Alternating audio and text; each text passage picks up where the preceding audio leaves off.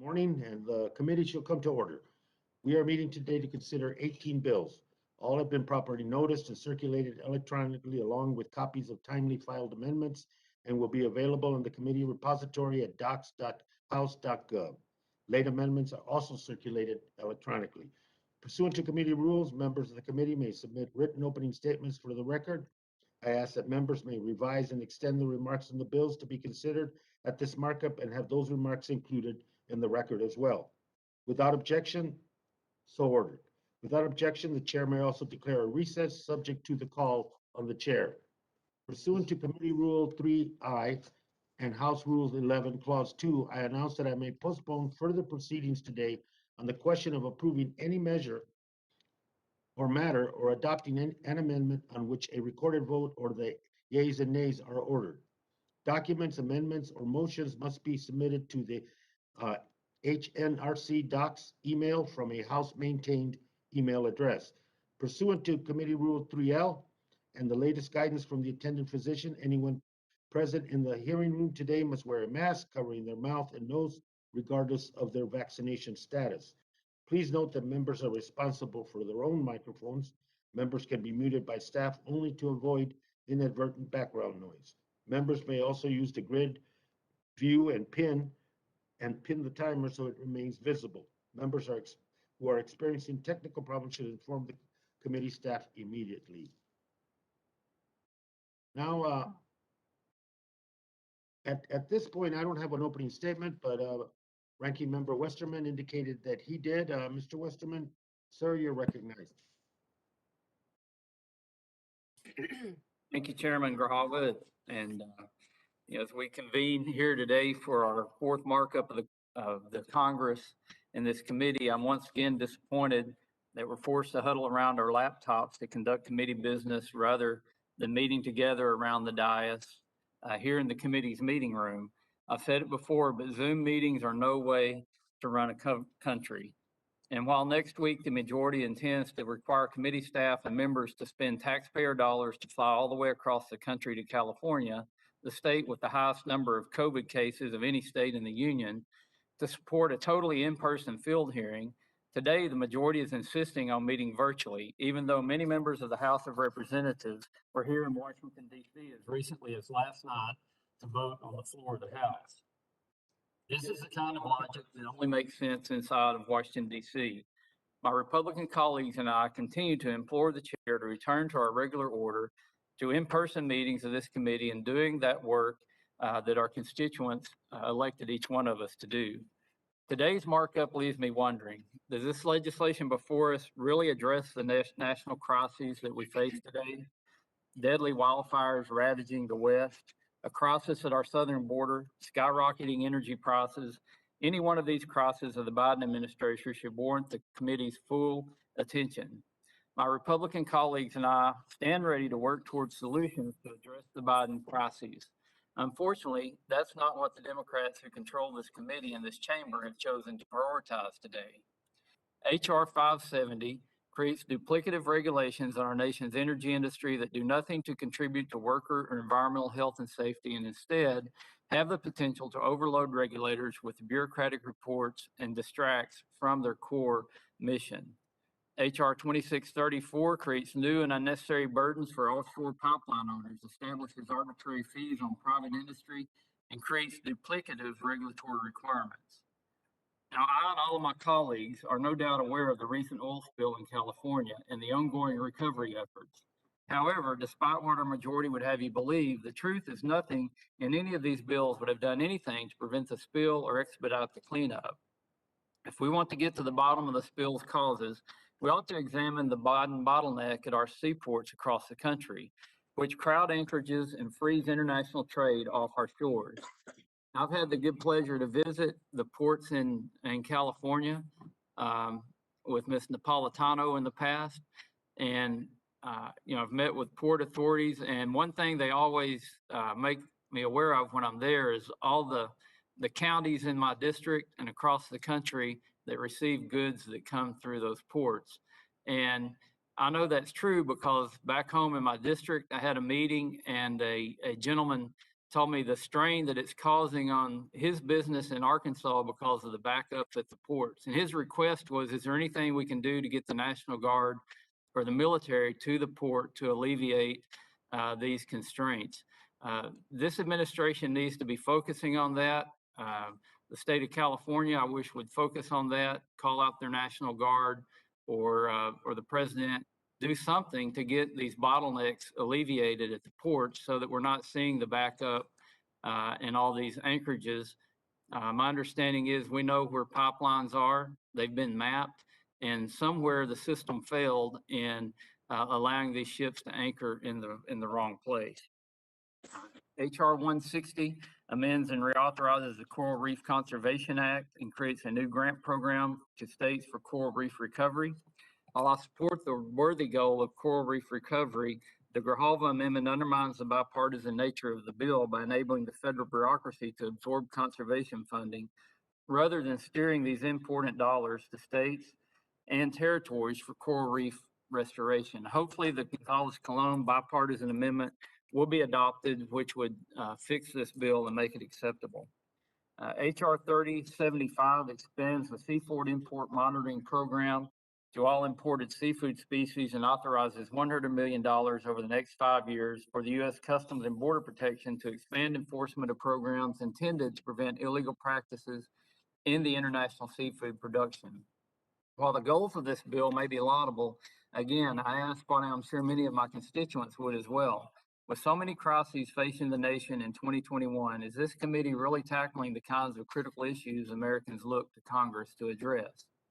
Now, with all that being said, I would be remiss if I didn't highlight several Republican bills Chairman Grijalva has agreed to move today. HR 442 by the Dean of the House, Representative Young of Alaska, would convey approximately 10 acres of land in Sitka, Alaska for the purpose of expanding and improving access to health care for Alaska natives. HR 1975 by Mr. Issa of California would require the Secretary of Interior to take approximately 721 acres of land into trust for the benefit of the Paula Band of Mission Indians in San Diego, California. HR 2074, another bill by Mr. Young of Alaska, would create new opportunities for tribes and promote conservation of the American buffalo by authorizing the Department of Interior to establish a permanent program to develop and promote the capacity of Indian tribes and tribal organizations to manage buffalo and buffalo habitat in the United States. HR 2088 by Mr. Fleshman of Tennessee would place approximately 76 acres of land into trust for the benefit of the Eastern Band of Cherokee Indians. And HR 2107 by Mr. Rutherford of Florida would establish lands around the Port of Jacksonville and historic St. Augustine and along the St. Johns River as the nation's oldest port, national historic area. All of the Republican bills taken up Markup address critical local issues in the congressional districts of their authors. I look forward to advancing them today with bipartisan support. Thank you, and I yield back. Gentleman yields. Thank you very much, Mr. Westerman. And now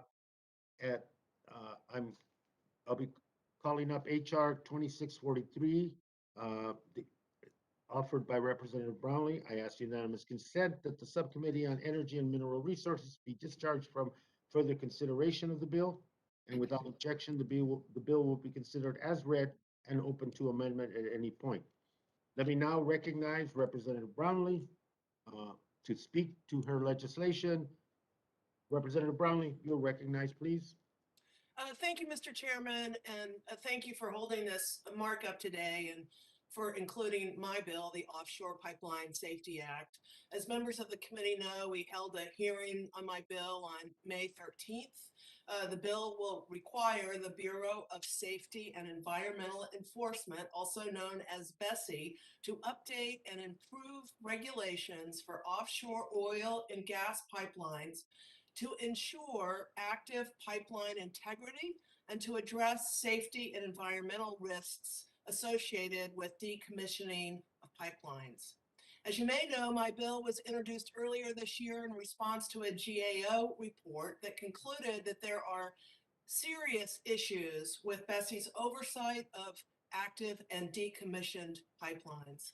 Specifically, GAO found that BSEE does not have a robust oversight process to ensure the integrity of approximately 8,600 miles of active offshore oil and gas pipelines in the Gulf of Mexico.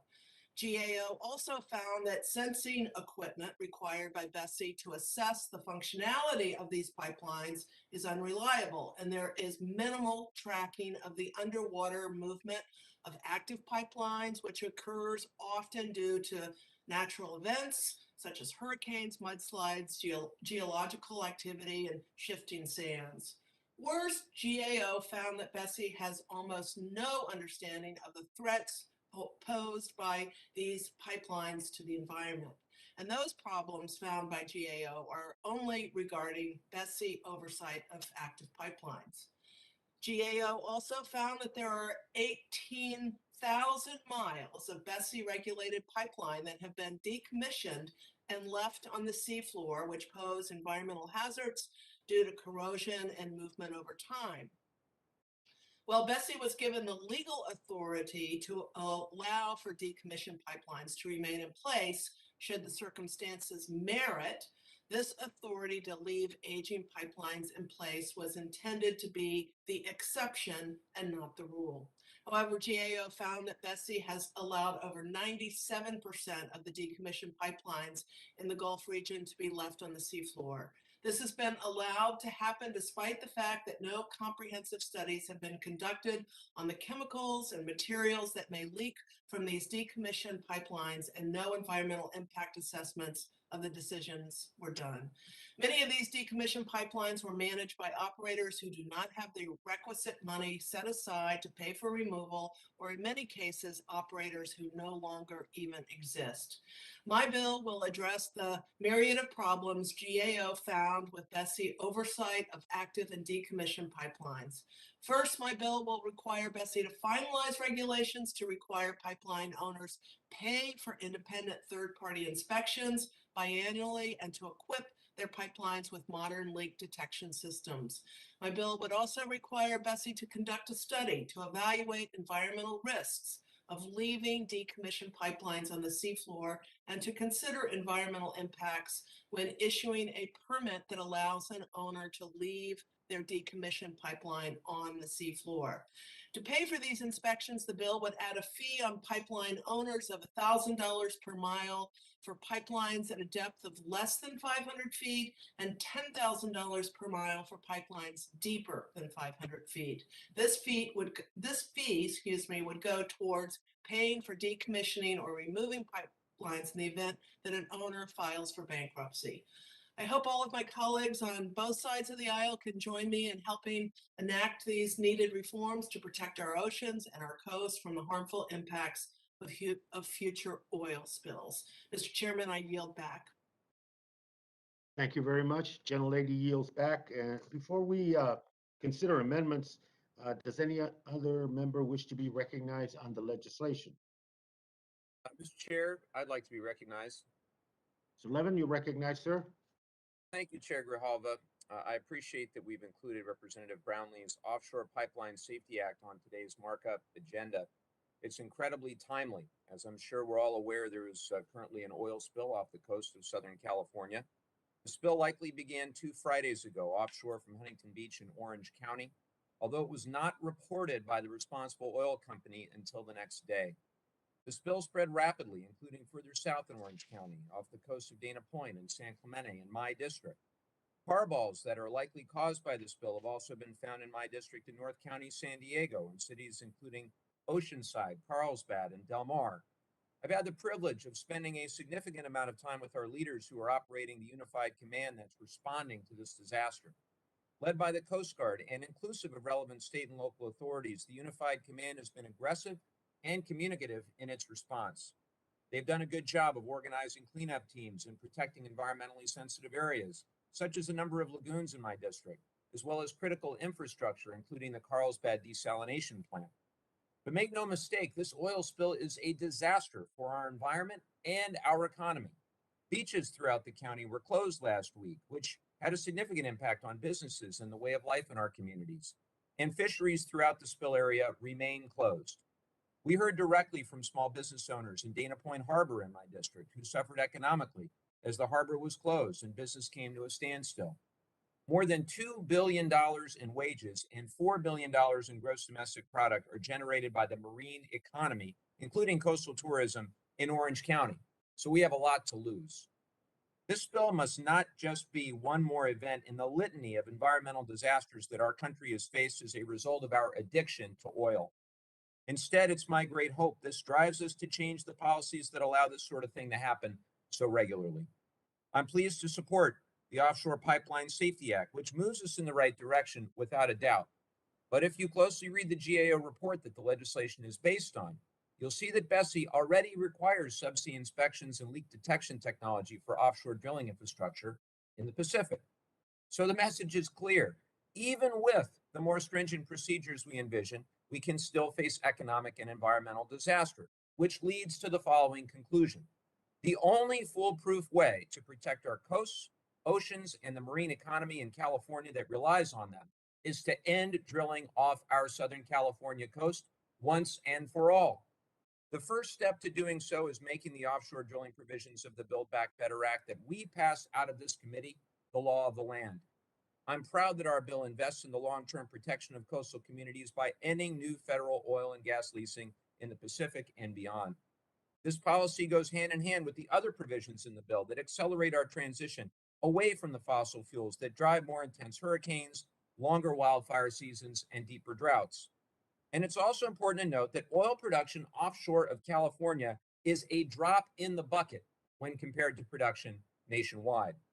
In fact, the annual oil production offshore of California is just 1/3 of what our nation produces in a single day. So it's easy to see the importance of the common sense policy in the Build Back Better Act. The economic risk posed by drilling and disaster in our region, it is overwhelming. And when you compare it to the benefits, even more so. I'm not alone in this analysis. I was joined by nearly 80 of my colleagues last week in supporting the offshore drilling ban in the Build Back Better Act. So as communities in my district continue to recover from the economic consequences of the oil spill, I urge my colleagues to support the Offshore Pipeline Safety Act and the offshore provisions in the Build Back Better Act. With that, Mr. Chairman, I'll yield back. Gentleman yields. Thank you, Mr. Levin. Anyone else wish to be recognized? Any other member? Westerman. Yeah, I'd like to be recognized, Mr. Chairman, Congressman Lowenthal. Yeah, did Mr. Westerman, did you seek to be recognized? I did, Mr. Chair. Sir, you're recognized, and then Mr. Lowenthal. Thank you, Chairman. I oppose this bill. You know, the obvious thing we need to understand right off the bat is that a decommissioned pipeline is not a threat for a spill because decommissioned pipelines do not have product in them. Actually, decommissioned pipelines provide a lot of structure to provide fish habitat and other benefits. And then, you know, these regulations that I believe are over regulatory, that they get into, you know, telling producers how to build the watch other than, you know, what time is it. And they're technically not feasible with the regulations that would be in this bill. HR 2643 would be an unnecessary burden to offshore pipeline owners by establishing new arbitrary fees and including duplicative regulations that already required are already required by the Pipeline and Hazardous Materials Safety Administration. While the pipeline owner's fee established by this bill is meant to cover decommissioning and removal costs should an owner go bankrupt, the Bureau of Ocean Energy Management already sets bonding and security requirements to cover decommissioning and is currently working on updated regulations. This fee isn't even directed to a decommissioning fund as written, but will go straight to the Treasury.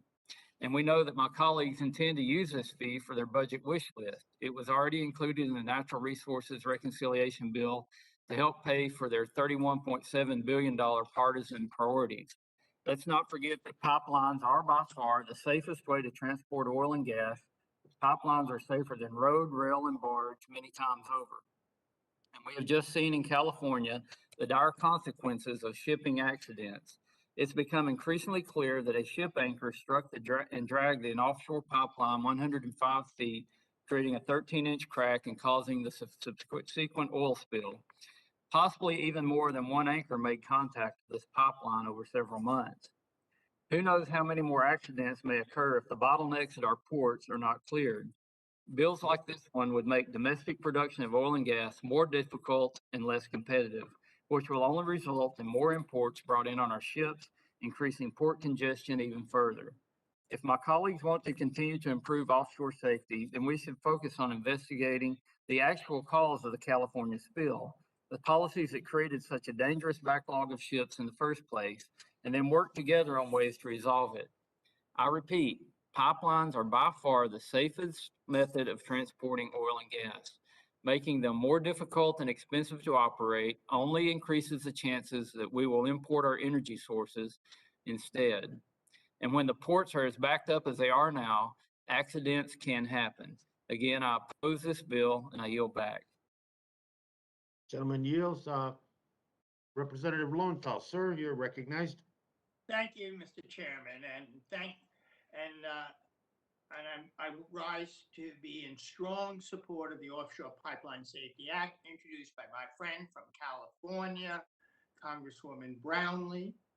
As we debate these bills today, local, state, and federal officials and volunteers continue to clean up the Southern California beaches and wetlands that have been tarred with oil spilled from a ruptured offshore pipeline. I am thankful that this committee is taking swift action to improve pipeline safety in the wake of this disaster. For decades, offshore drilling has plagued California. In 1969, off the coast of Santa Barbara, we saw the worst blowout in U.S. waters until the Deepwater Horizon blackened our beaches and killed millions of birds and wildlife. 2015, an onshore oil pipeline ruptured, sending 140,000 gallons of crude oil into several marine conservation areas. Beaches were closed, tourism and fishing were devastated, and wildlife perished. And now, once again, Californians are painfully reminded of the consequences of fossil fuel development off our coast, as Representative Levin described. We will get to the bottom of what caused the spill off Huntington Beach, to respond to Representative Westerman. And I assure you that the questions will be asked by the investigators and this committee. Will be asked by the investigators and this committee. But while this investigation moves forward, Congress must take steps that we already know can help prevent future events from happening off California's coast and in the Gulf. It's clear as day as the Bureau of Safety and Environmental Enforcement, BSEE, has major deficiencies in how it regulates and oversees offshore pipelines. Congresswoman Brownlee's legislation would enact a set of comprehensive offshore pipeline reforms to address safety issues identified by the Government Accounting Office earlier this year as posing significant threats to the environment, to taxpayers, and coastal communities. The most glaring problems are that the agency does not, and I repeat, does not require subsea inspections of pipelines in the Gulf of Mexico, or require that these pipelines be equipped with leak detection devices. BSEE also allows companies to leave practically all their old abandoned pipelines on the seafloor in the Gulf with little to no oversight. This bill will fix these issues as well as many others. I urge my colleagues to vote yes on this important legislation, and I yield back. Thank you, Mr. Lowenthal, and also to acknowledge and thank you for the field hearing that you'll be conducting in California regarding this issue on October 18th, I believe. Yes. The subcommittee you chair and the subcommittee that Representative Porter chairs, and we look forward to the information and that hearing. And thank you for that. Let me now ask, does anybody else wish to be recognized on the legislation? If not, let me recognize myself. I strongly support HR 2643, the Offshore Pipeline Safety Act, sponsored by our colleague, Representative Brownlee. We all know that when you drill, you spill. And when you transport oil through thousands of miles of decades-old offshore pipelines, you also spill. The pipeline rupture off Huntington Beach is yet another wake-up call for Congress. But the weaknesses of offshore pipeline regulations shouldn't surprise any of us at all. In April, GAO found that there is little to zero oversight of offshore pipelines, especially in the Gulf, where most of the infrastructure is located. Representative Brownlee's practical and responsive bill would address the failures identified by GAO, including requiring updated Interior Department regulations. Excuse me. And without this legislation, I'm convinced offshore pipeline accidents like the one off California's coast that we're dealing with will become more and more common. I urge my colleagues to support this legislation, and I yield back. Hearing no further debate on the question is now on the Rosendale Amendment number 1. So, Mr. Rosendale, you are recognized for 5 minutes to discuss your amendment. Sir?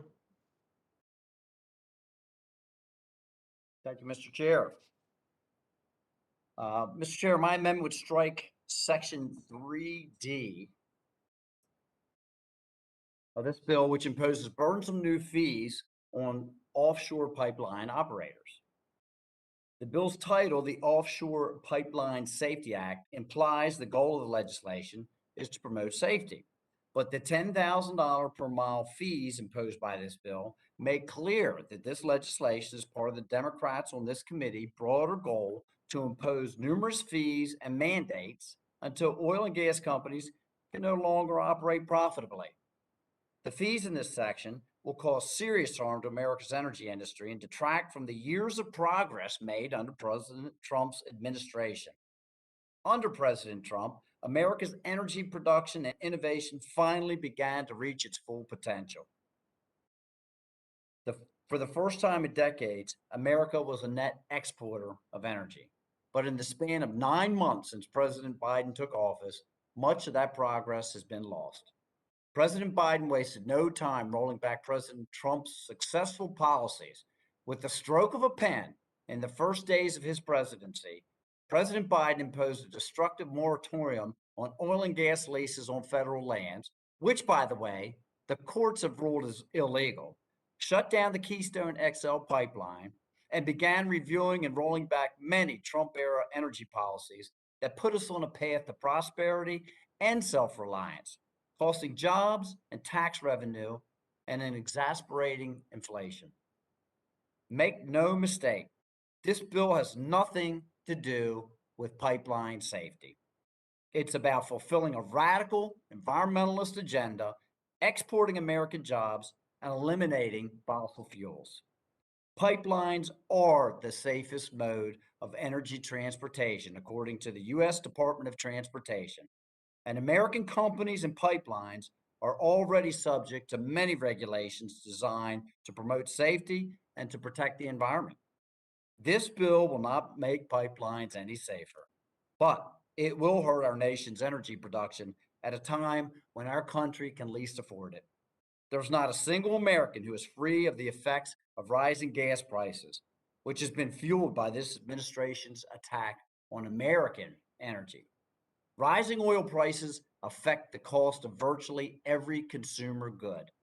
Plastics are petroleum byproducts and therefore heavily dependent on the price of oil. 2/3 of farm equipment are powered by diesel engines, meaning the cost of produce and food is somewhat dependent on oil cost.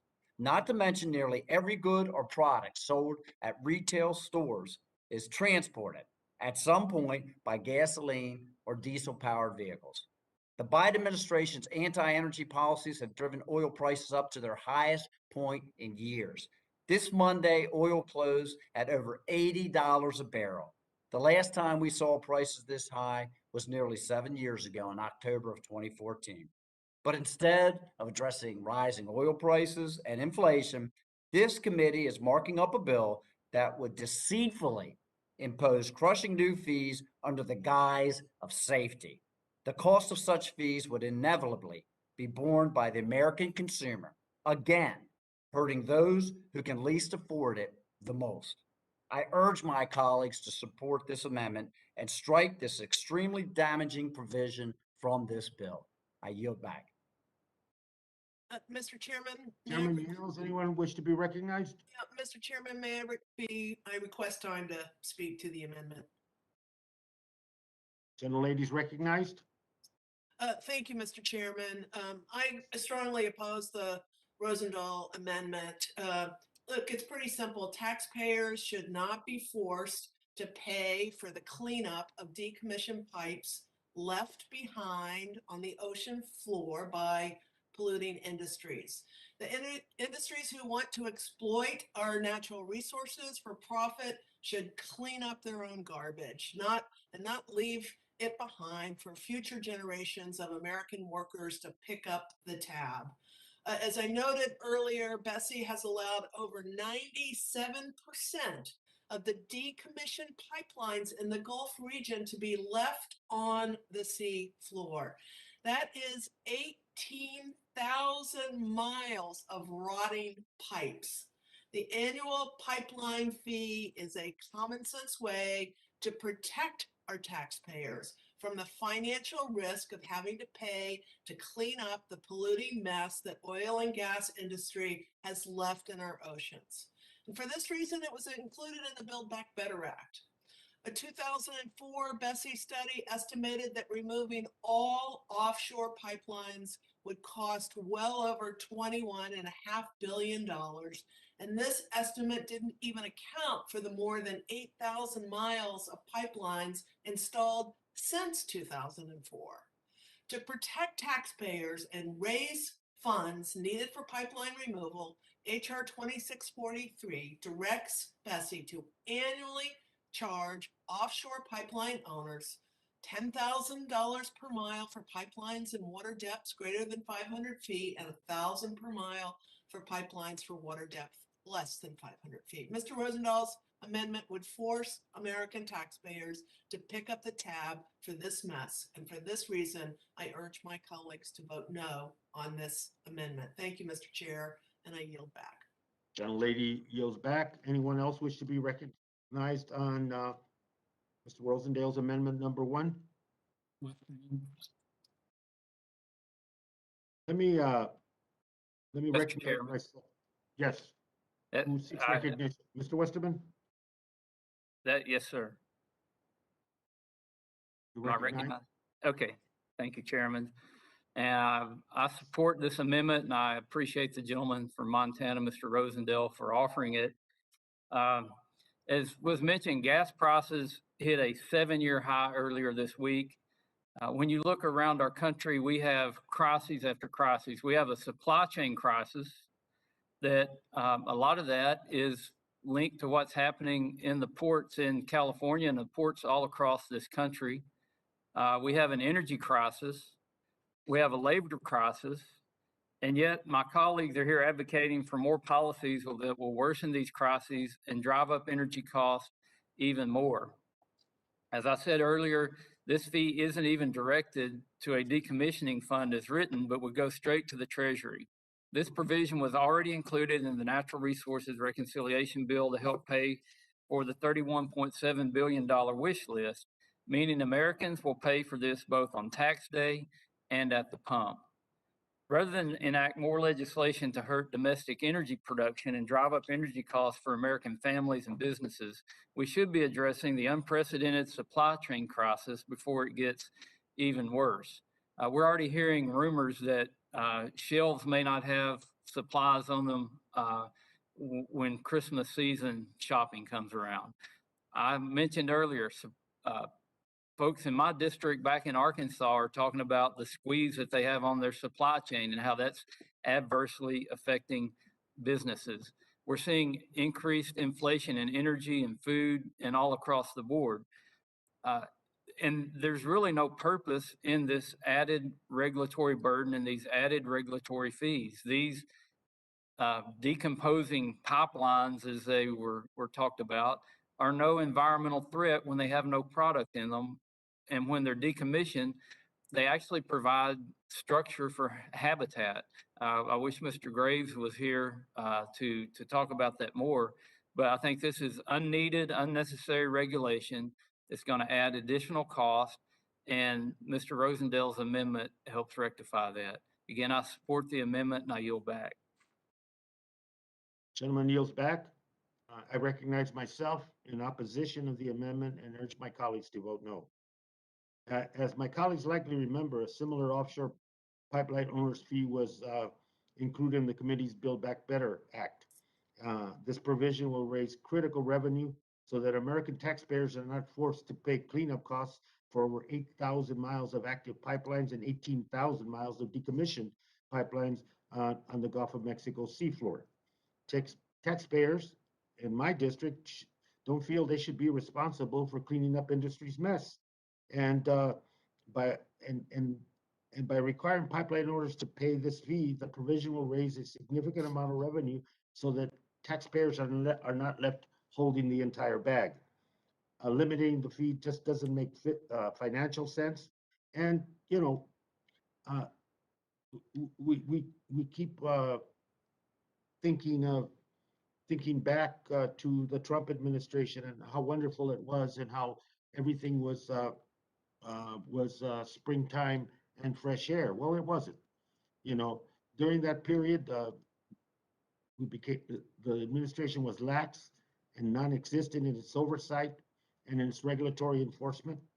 There was no consequences, and there was no cost of doing business for industry. It was their initiative and their influence that drove what the administration did or didn't do in this issue. GAO pointed out that something had to be done. That simply waiting, and this is what I think is the appeal from my colleagues on the other side of the aisle. Don't do anything. Let's just wait this out. Well, we can't afford to wait this out. And Huntington Beach is a good example of that. And so I oppose this amendment because it doesn't deal with the reality that we're facing, and more importantly, it places the burden of responsibility on cleanup, which is all we're left with here. We're not left with any prevention, which this bill deals with. We're left with only cleanup after the fact, after the consequence. And I think that the taxpayers should not be left holding that bag. They should not be the sole responsible ones. And this bill begins to address it and respond to the critical findings that were found in the GAO report. I urge my colleagues to oppose this amendment, and I yield back. Anyone else wish to be recognized? Hearing no further debate on the question is now on Rosendale Amendment number 1 to the bill. I will pause now so that members in favor can unmute. All those in favor indicate by saying aye. Aye. Thank you. Members will please mute themselves again, and I will pause so that members opposed can unmute. All those opposed indicate by saying no. No. No.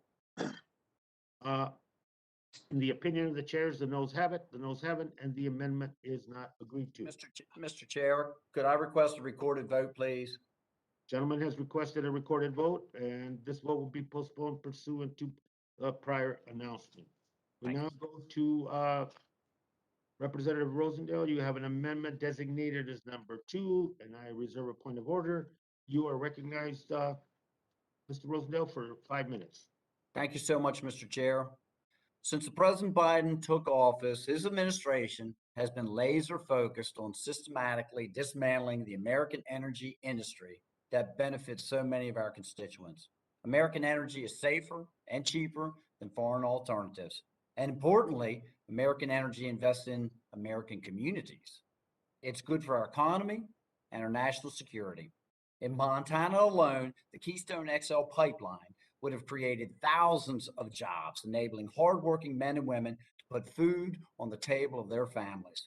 In the first year alone, it would have contributed more than $80 million in tax revenues to local communities, funding schools, police, and fire departments, building roads and parks. These funds are in some of the most rural and economically distressed communities in my state. The Biden administration and my friends across the aisle like to talk about justice, environmental justice.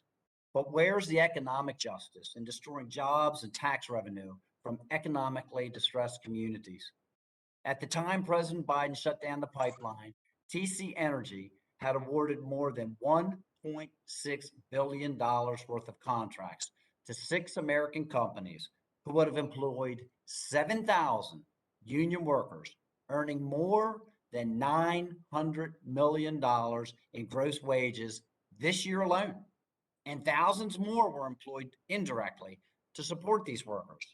And now, instead of the pipeline being constructed and communities across our country reaping numerous benefits, TC Energy has canceled the project and is tearing the existing pipeline out of the ground as we speak. And while President Biden's revocation of the Keystone XL pipeline permit eliminated American jobs and hurt American communities, it didn't eliminate the demand for energy the pipeline would have supplied. Instead, the energy demand will simply be met by other countries, which is why we've seen the Biden administration have to beg OPEC, an American president, favoring Middle Eastern oil to our own. HR 2643, like President Biden's decision to cancel the Keystone XL pipeline, would harm American energy consumers in the name of supposed environmental protection. This bill would impose new duplicative regulations on U.S. oil and gas pipelines and assess high fees on their owners. The $10,000 per mile fees levied in this bill do not promote safety.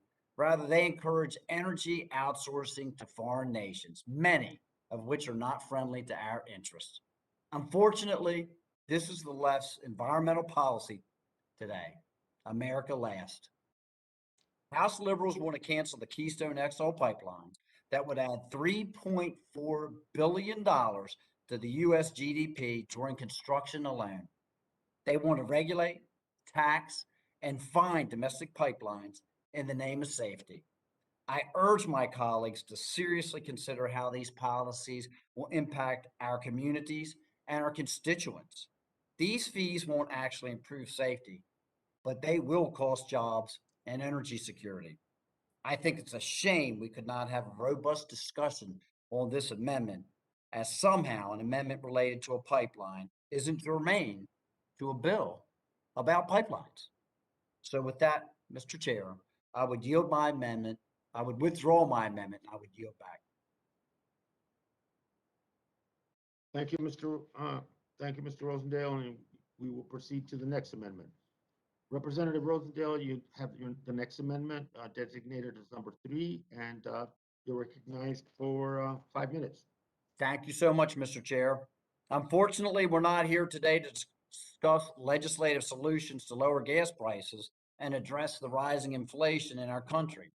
Instead, we're too busy marking up bills like this one, which fits all too well with President Biden's America Last policies. HR 2643 creates new duplicative regulations on oil and gas pipelines, and it assesses steep fees for the owners of those pipelines up to $10,000 a mile for the pipeline. As I've said before, pipelines are the safest mode of energy transportation, and $10,000 fees have nothing to do with pipeline safety.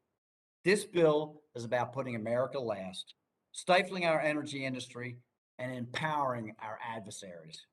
$10,000 per mile fees do not promote safety, but they do encourage energy imports from foreign nations like Russia.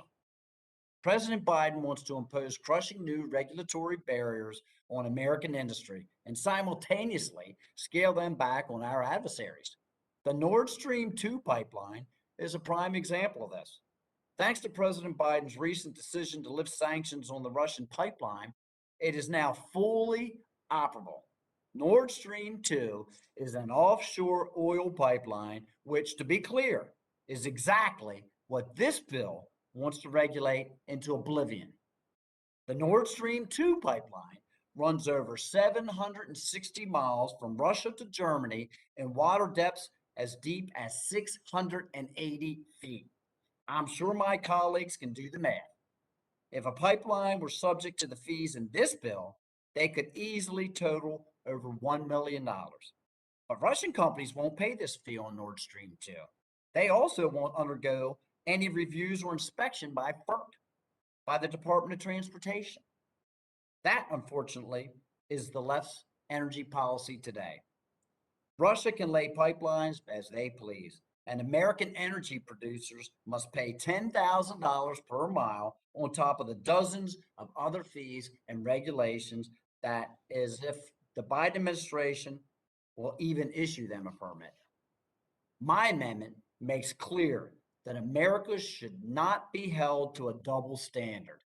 It would prohibit this act from taking effect until the Secretary of the Department of Interior determines that equally rigorous protections and regulations are in place for the operation of the Nord Stream 2 pipeline. The Democrats on this committee want to regulate the American energy industry to a point where it becomes uncompetitive with the rest of the world. But the irony is our economy suffers and our oil and gas communities decline. And for what? For every pipeline and well that is shut down in the United States, one will open overseas. The only difference is being it will abide by fewer rules and regulations. Sending pipelines and energy production overseas is bad policy all around. It hurts our economy, our workforce, our energy security, and in the long run, it hurts the environment too. I urge my colleagues to support this common sense amendment that ensures the American energy industry isn't irreparably damaged for the benefit of our adversaries. Thank you, Mr. Chair, and I yield back. Any further discussion on the amendment? Anyone seeks to be recognized? Mr. Chairman, I request time to speak on the amendment. Gentlelady is recognized. Thank you. Thank you, Mr. Chairman. I strongly oppose the Rosendale Amendment number 3. As representative of Ventura County in California, which has considerable oil and gas drilling rights on our coastline, I reject the notion that we cannot take action to protect our coastal communities from the devastating impacts of oil spills through, one way by establishing fees, or that we should somehow delay protecting American communities while we wait for a foreign government to act. This is the United States House of Representatives, and each and every one of us was elected by the people of our respective districts to uphold the United States Constitution, to protect and defend the United States of America. When we take our oaths of office, we don't condition our service to the American people on what other nations do. So please vote no on this amendment. Vote no so that we can take action today to protect our coastal communities from the devastating impacts of oil spills, and vote no so that we can protect our fisheries industries from the catastrophic economic impacts of oil spills, and vote no so that we can do our jobs today. And with that, Mr. Chairman, I yield back. Thank you. Gentlelady yields. Anyone else wish to be recognized on the amendment? Mr. Chairman, Who seeks recognition? I do.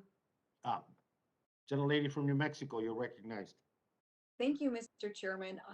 Excuse me, I rise in support of this amendment, and I think my colleague lays out very plainly the hypocrisy of this administration, meaning what's good for the goose should be good for the gander, and the overregulation, the burden that we are putting on producers in this bill and in these in the language here just makes no sense at all. And while I know we point back to the Trump administration and talk about the way that they ran this country in terms of energy, I can say that we all benefited from being an energy independent nation. Right now, it feels as though we're trying to cripple every single part of our oil and gas production, whether it's onshore or offshore. And I think that when we're looking at all this environmental justice, climate change, all these things, we're doing a great job of putting our own people out of business and pushing jobs overseas. And there's no way we can police the entire world. She makes sense, the sponsor of the bill, that we can't wait on other nations. But at the same time, we have to be fair and impartial and be thoughtful of what we're doing to our own industry. And if we're going to make our own people pay the price, then we should wait to see what other countries do. But they're not going to act as selfishly and as foolishly as we are in mandating these expensive regulations on their own producers, because they are looking to be energy independent, which we are shoving their way as fast as we can, especially through the executive orders and bills such as this. So I would ask my colleagues to support this amendment. I think it's smart, and I appreciate my colleague bringing it forward. And with that, Mr. Chairman, I yield back. Gentlelady yields. Anyone else wish to be recognized? Representative Tiffany. Tiffany, you're recognized, sir. Mr. Tiffany, Thank you're you, recognized. Chair. I am. Say that again. Mr. Tiffany, you're recognized. You sought recognition. Yes, I did. Can you hear me, Representative or Mr. Chairman? Yes, I can. Okay, thank you very much. I am so glad that the representative from California in her remarks just said that she is concerned about the safety and security of Americans, and that everyone should be concerned about the safety and security of Americans, because, and I look forward to the time when she is going to protect our southern border, which has been inundated. No one is talking about that on your side of the aisle, about how we basically are borderless at this point. The numbers are staggering that are going on. And we're here talking about safety and security. And there inconsistency, call it hypocrisy, that we have no protections on our border. And somebody is saying now, well, gosh, we got to make sure that we protect our country from being energy independent. It is such an inconsistent position to take. I look forward to working with members across the aisle to get our borders secured and truly deal with the safety and security of our country. I yield back. Gentleman yields. Anyone else wish to be recognized on the amendment? Number 3 by Mr. Rosendale. Hearing no further debate, the question is on Rosendale Amendment number 3 to the bill. I will pause so the members in favor can unmute. All those in favor indicate by saying aye. Aye. Members will please mute themselves again, and I will pause so that members opposed can unmute. All those opposed indicate by saying no. No. No. No. In the opinion of the chairs, the noes have it, and the amendment is not agreed to. Mr. Chair, can we get our request to record a vote? Ranking member has requested a recorded vote, and that will be postponed pursuant to the prior announcement. We now move to Representative Graves, an amendment designated as number 2. Mr. Graves or his designee are recognized for 5 minutes. Thank you, Mr. Chairman. This is Congressman Jerry Carl. I'm going to actually stand in for Mr. Graves. The gentleman is recognized, and Yes. From my personal perspective, a very welcome stand-in. Thank you, sir. Thank you. Gentleman's recognized. Thank you. This amendment, the recreation fish, the reef fish talking that Graves is talking about, this amendment would prevent any part of this bill from becoming law before we consider the impact of fish habitat provided by offshore rigs and pipeline infrastructure. Here in the Gulf, which I've grown up fishing the Gulf, these pipelines and these offshore rigs are huge in our recreational fishing purposes. Most people, and a lot of the people on this conference, I understand, probably have never been fishing out in the Gulf. I get that, I understand it. But a reef fish needs anything to put its back up next to. It can see to its right, to its left, and obviously in front of it, but it cannot see anything behind it. It can't move fast. So therefore, anything it can put its back up to, it's important. It can make a reef out of anything. And these pipelines are very important. This next week, we've got a group going out with the University of South Alabama.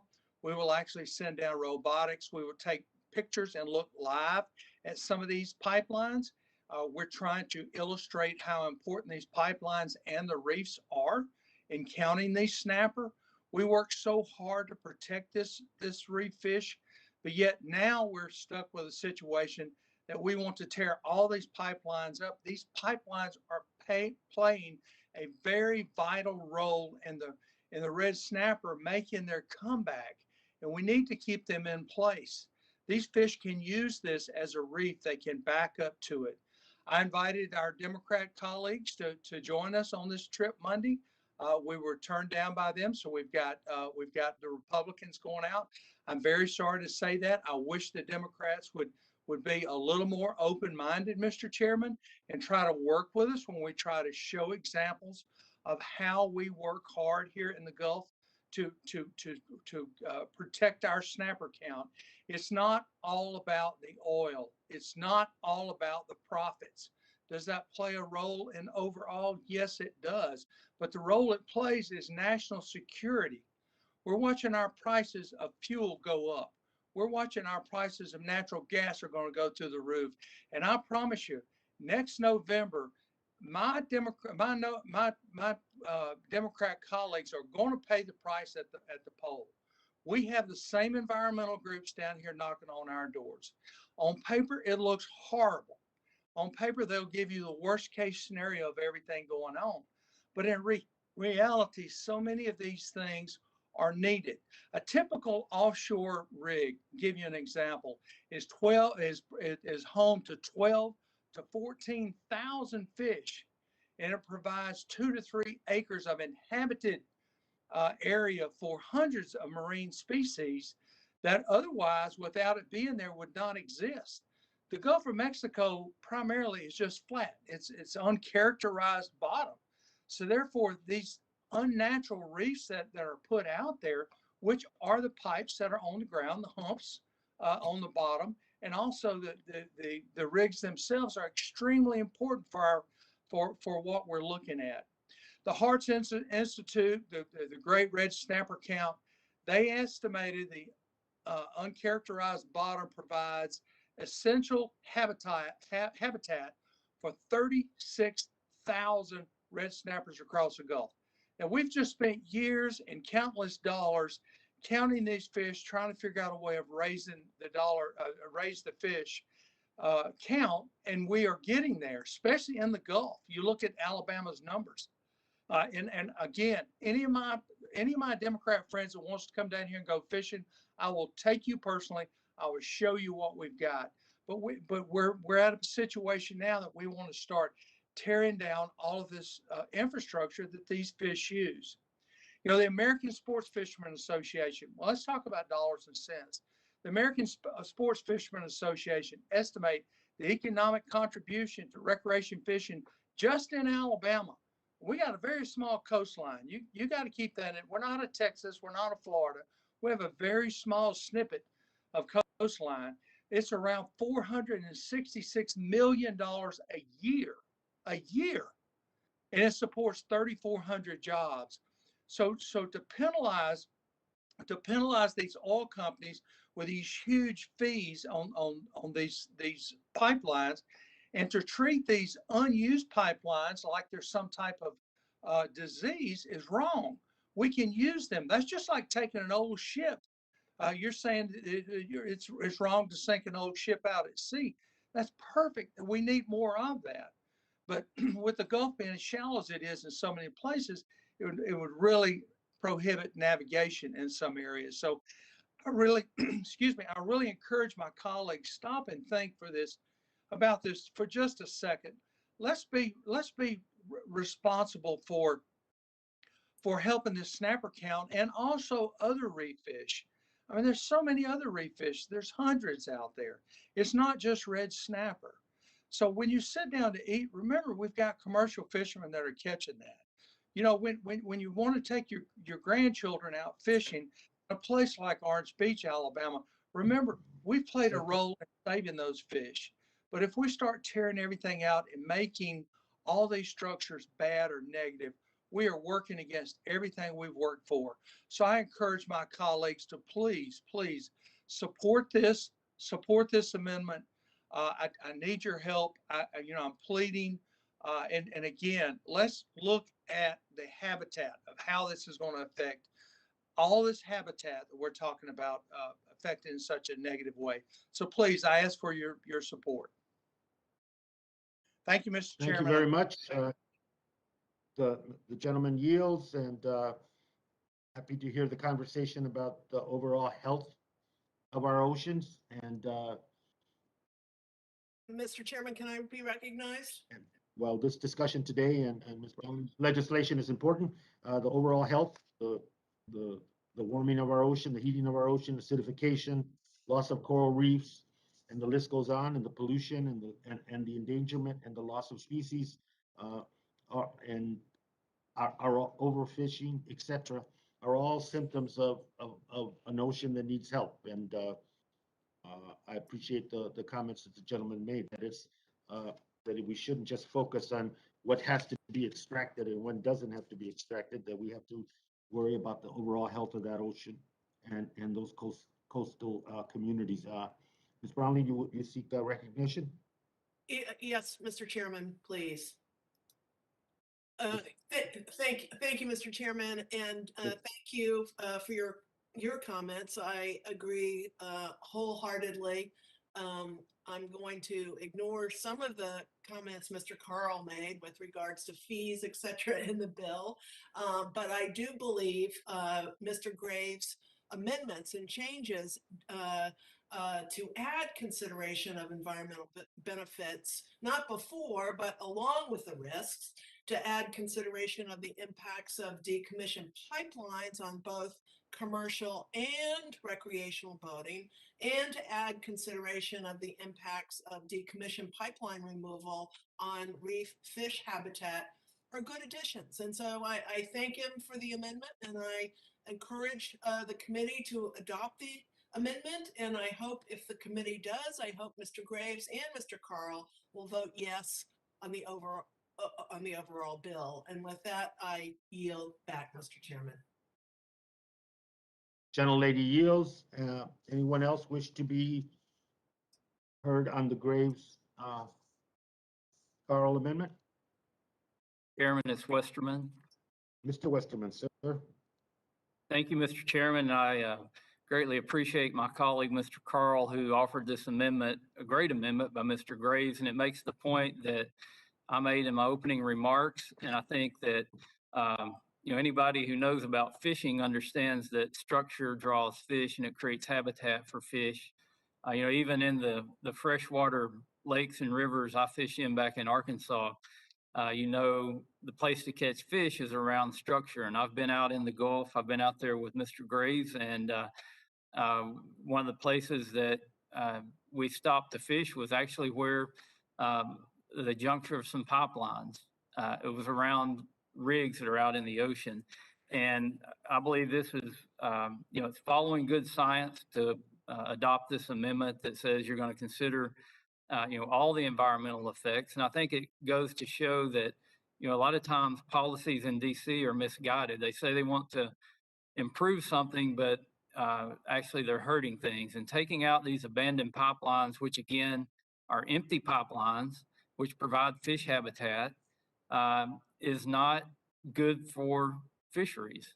And this amendment, if this bill is adopted, at least will give some protections, and I believe will leave all abandoned pipelines in place, because I believe the analysis will always show that these pipelines provide better fishing habitat. I look forward to being with my colleague, Mr. Carl, down off the coast of Alabama next week to see firsthand again, how man-made structures in the Gulf improve the fisheries.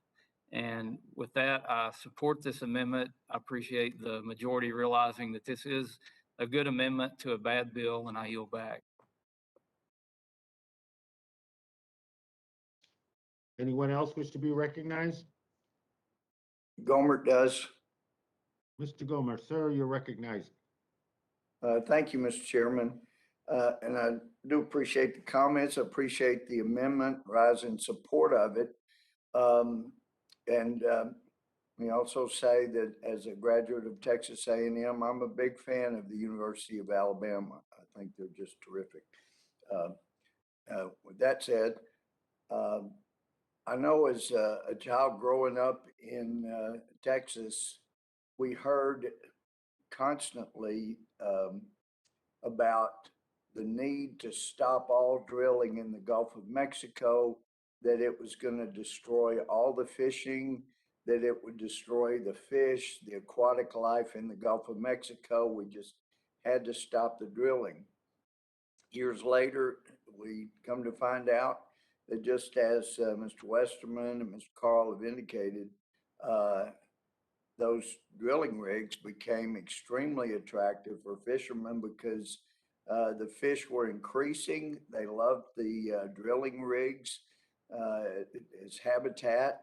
And in fact, last I checked, there were several years of delay, a list of places that wanted old drilling rigs to be discarded in different parts of the Gulf of Mexico to help with recreating fishing and fish in that area because it is habitat. Turns out they love it.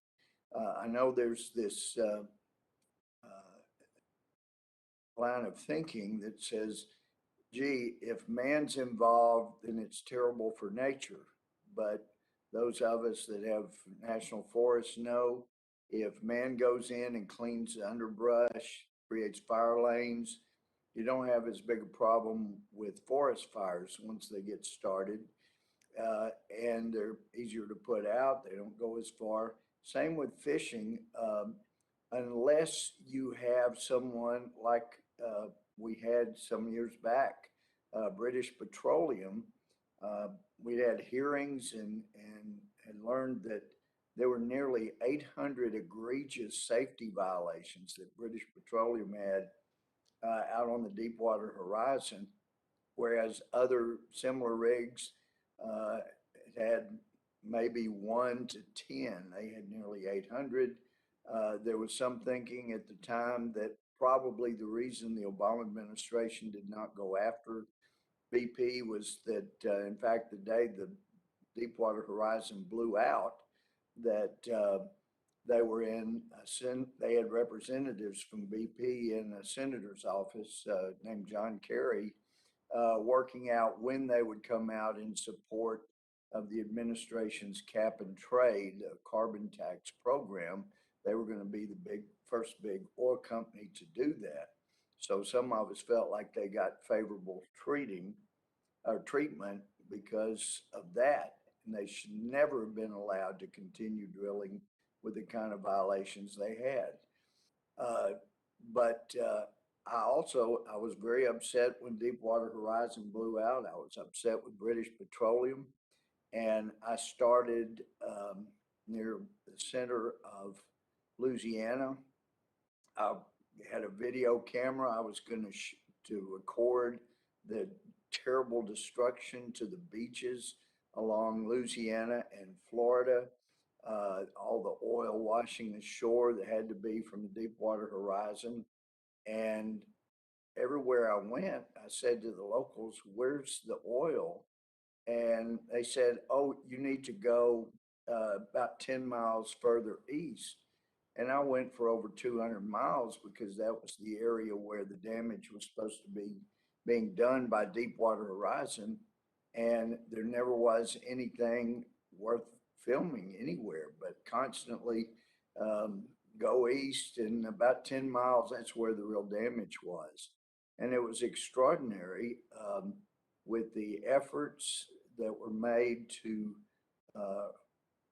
stop the oil, to soak up the oil, to get rid of the oil, including the natural response, kind of like in California, where there's so much oil seeping out naturally that the ocean seems to just dissipate despite how much keeps seeping out.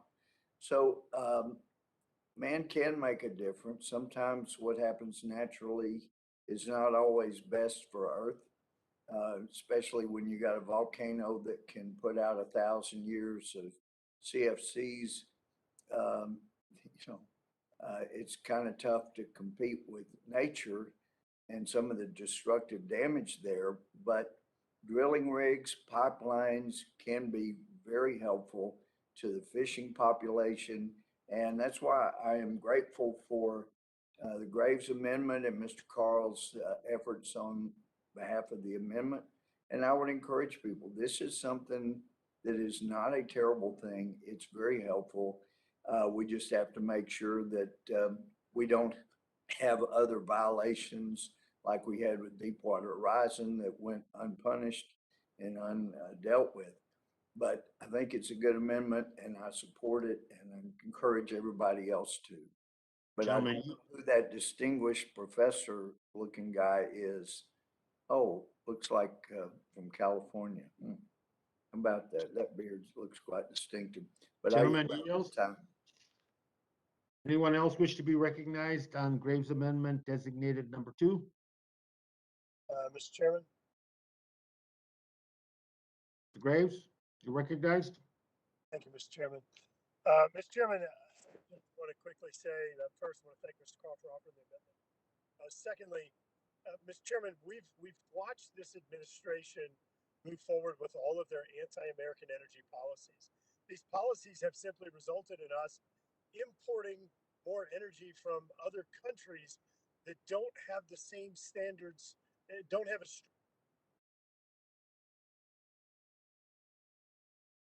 stringent environmental at greater risk by doing this, by forcing this tax, which, by the way, is also in the reconciliation bill. We've seen this play out. We've had expert witnesses, nonpartisan career agency officials sit in front of us and tell us that when you stop producing domestic American energy, all it does is increase your dependence upon foreign energy with less environmental standards. So I'm really struggling to understand why this administration, helped by the Democrats in Congress, would continue to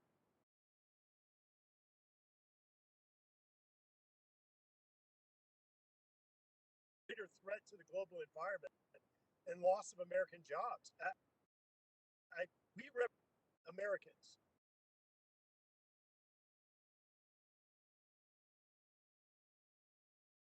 Just said,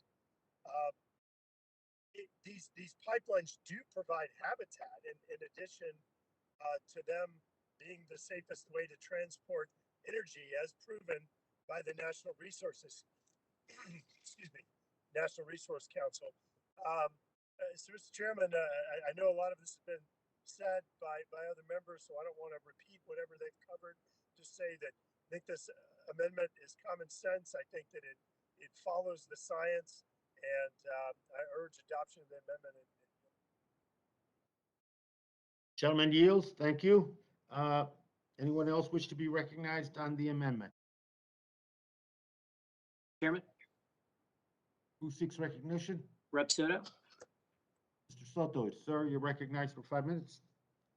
Thank you, Chairman. I rise in support of this amendment by Representative Carl, and certainly understand to my brothers and sisters along the Gulf Coast that while we in Florida oppose in a bipartisan fashion offshore drilling on our coast, we do recognize that these structures, along with sunken ships and other structures, can be critical for the very popular sports fishing throughout our states. And I urge my colleagues to support the amendment.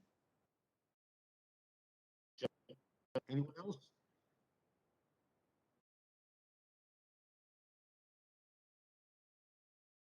Thank you very much. And I will now, hearing no further debate, the question is on the Graves Amendment number 2 to the bill. All those members in favor, please indicate by saying aye. Aye. Aye. All those members opposed indicate by saying no. No. In the opinion of the chairs? No. The ayes have it, the ayes have it, and the amendment the is aye. agreed to.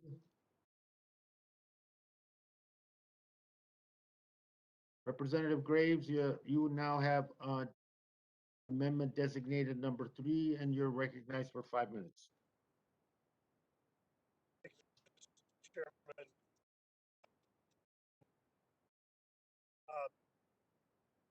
The Nord Stream 2 pipeline, as discussed in the previous amendment, is part of this, What is that? I guess, overall effort that we've seen where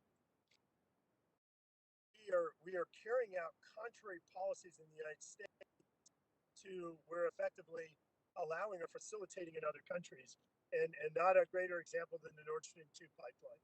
As we watch this administration shut down the Keystone pipeline, they effectively lifted sanctions and facilitated the Nord Stream 2 pipeline, which allows for the transportation of Russian gas into Germany and throughout the European Union. Mr. Chairman, what this amendment would do is it simply says that no Nord Stream 2 gas could be used until the sanctions are in place on that pipeline. The proper sanctions were put in place by the Trump administration, but ultimately removed by the Biden administration. Now, the Biden administration did try and come back and put some additional protections in place, but effectively, as we've all seen, we're watching Vladimir Putin try and squeeze Europe, trying to get his gas with higher emissions, with higher environmental impacts all across Europe, supplying U.S. gas.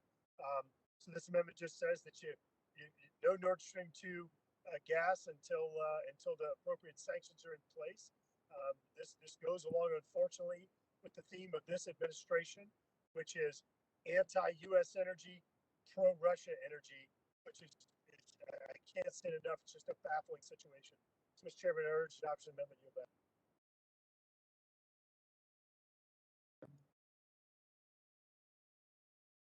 Is he done? Any other members seek recognition on the amendment designated number 3? Mr. Chairman, I seek recognition. Gentlelady is recognized. Thank you, Mr. Chairman. I agree with Mr. Graves on the merits of more sanctions on Russia deserve a full debate in consideration of sanctions regarding Russia, and the Nord Stream 2 pipeline should be considered in the committees that have the jurisdiction and expertise over these matters. This amendment has no relation to the underlying legislation, and it's certainly not under our committee's jurisdiction. And I would hope that Mr. Graves would withdraw the amendment, but barring that, I urge all members of the committee to vote no so that we can advance pipeline safety legislation, which is under our committee's jurisdiction. And with that, I yield back. Gentlelady yields. Anyone else wish to be recognized on amendment number 3? Mr. Chairman, Representative Tiffany. Mr. Tiffany, sir, you're recognized for 5 minutes. Yeah, thank you very much, Mr. Chairman. So I rise in support of this amendment. It's a very important amendment. It really is quite striking. After the previous 4 years of screaming Russia, Russia, Russia, that the Trump administration was in bed with them, to see the Biden administration immediately jump in bed when the Trump administration put an appropriate check on Russia. One thing, making sure that America was energy secure, that we were energy independent. And now we see the Biden administration giving a huge advantage to Russia. There is no bigger present that the Biden administration could have given to the Nord Stream. And that's why this amendment is so important. And let's remember, I've heard a few people say that all you guys talk about is the Keystone Pipeline. and it shouldn't be built and whatever. Let's remember that pipelines generally full attack across America, the most efficient, productive way in which to deliver affordable energy to Americans is pipelines. And they're being jeopardized in a variety of ways. I would point to you up here in northern Wisconsin, the Upper Peninsula of Michigan, through the Upper Great Lakes. We have a governor in Michigan who is trying to shut down Line 5. A permit was given to the go through the Mackinac to update that pipeline. In other words, to make it and to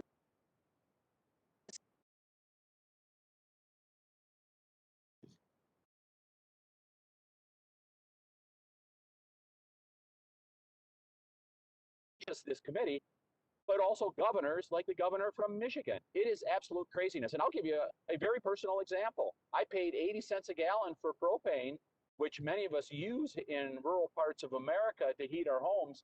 I paid 80 cents a gallon in August of 2020. Guess how much I paid this year? $1.50, same time in August as the previous year.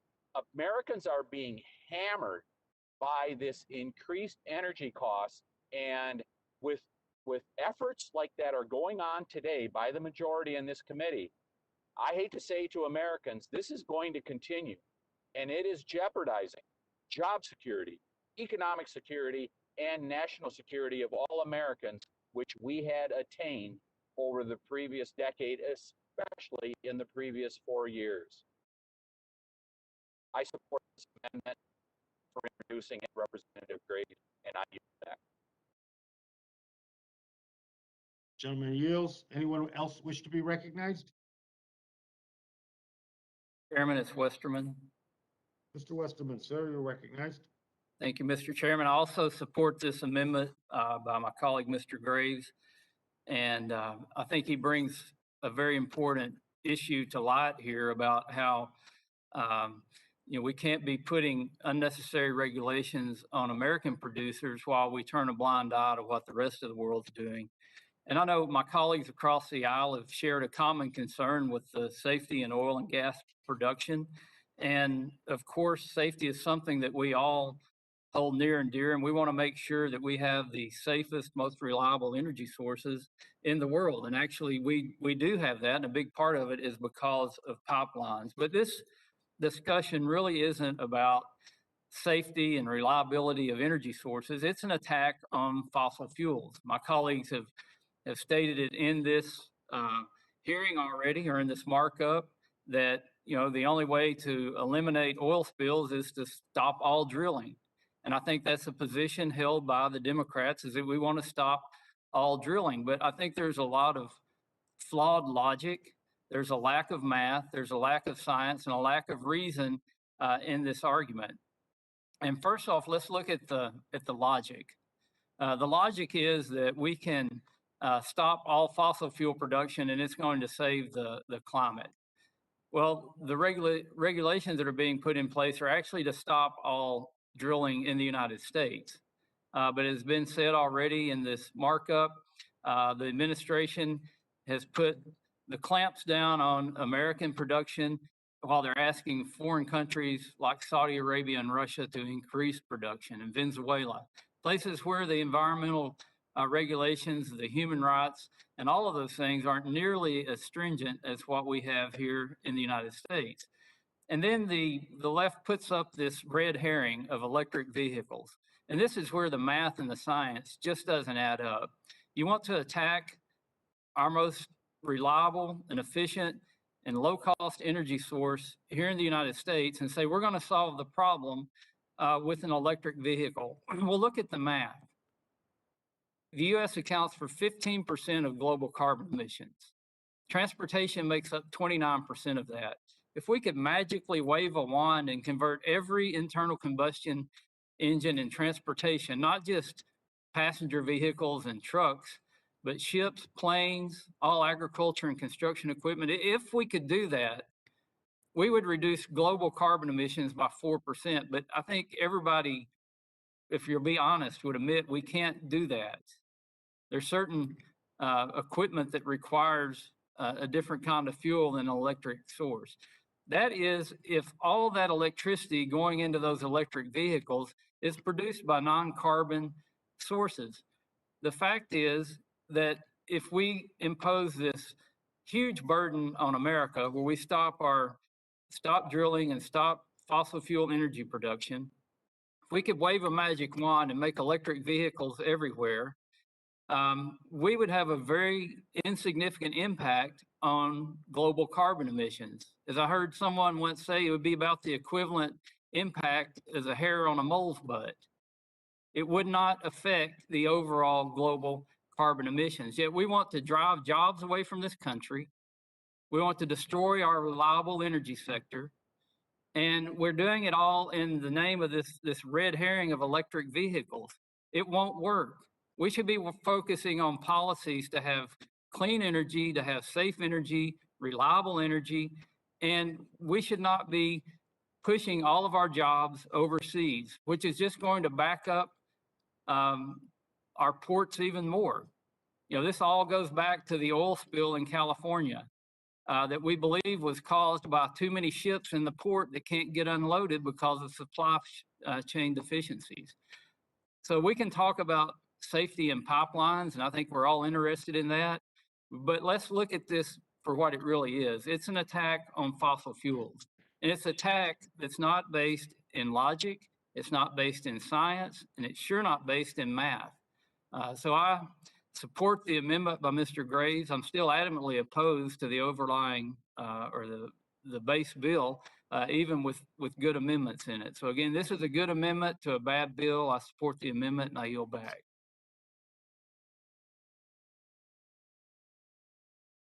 Anyone else seek to be recognized? Not, let me recognize myself. I oppose the amendment and urge my colleagues to vote no. This amendment seeks to permanently delay the implementation of key provisions of the legislation that reform and improve offshore pipeline safety requirements. The provision would also delay a provision needed to raise revenue to pay for decommissioning of hazardous offshore oil and gas pipelines. 2004 Interior Department sponsored study estimated that removing all offshore pipelines would cost well over $21 billion. And this estimate didn't even account for more than 8,000 miles of pipelines installed since 2004. HR 2643 addresses important safety gaps identified by the GAO as posing the biggest risk to taxpayers and local communities. You know, the persistent argument that we're going to hear over and over again is either that oil is either produced in the U.S. under weak pipeline regulations or overseas where regulations may be worse or are worse. You know, that's a false choice. It will be, and this amendment would only serve to leave American coastal communities at further risk of offshore pipeline spills that we're seeing now. So I ask my colleagues to oppose the amendment and I yield back. Hearing no further debate on the question is on Mr. Graves' amendment number 3 to the legislation. All members in favor indicate by saying aye. Aye. Aye. All members opposed indicate by saying no. No. In the opinion of the chairs, the noes have it. The noes have it and the amendment is not agreed to. Chairman, I'd like a recorded vote. The gentleman sponsor of the amendment is asked for a recorded vote and it is postponed pursuant to prior announcement. Are there any other amendments to this legislation? Let me, before a clarification in the Graves amendment number 2 that was adopted by voice vote. I think minority staff indicated that that wasn't clear. Procedurally it was, but just for the sake of clarification and for people's state of mind, it was adopted by voice vote.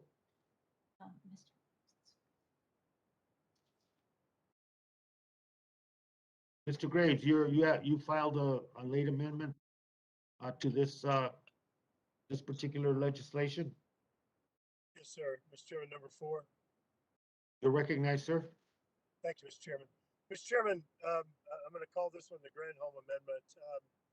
I mentioned earlier National Resources Council analysis that by scientists, obviously impartial, that found that transporting energy through pipelines is the safest means of transportation.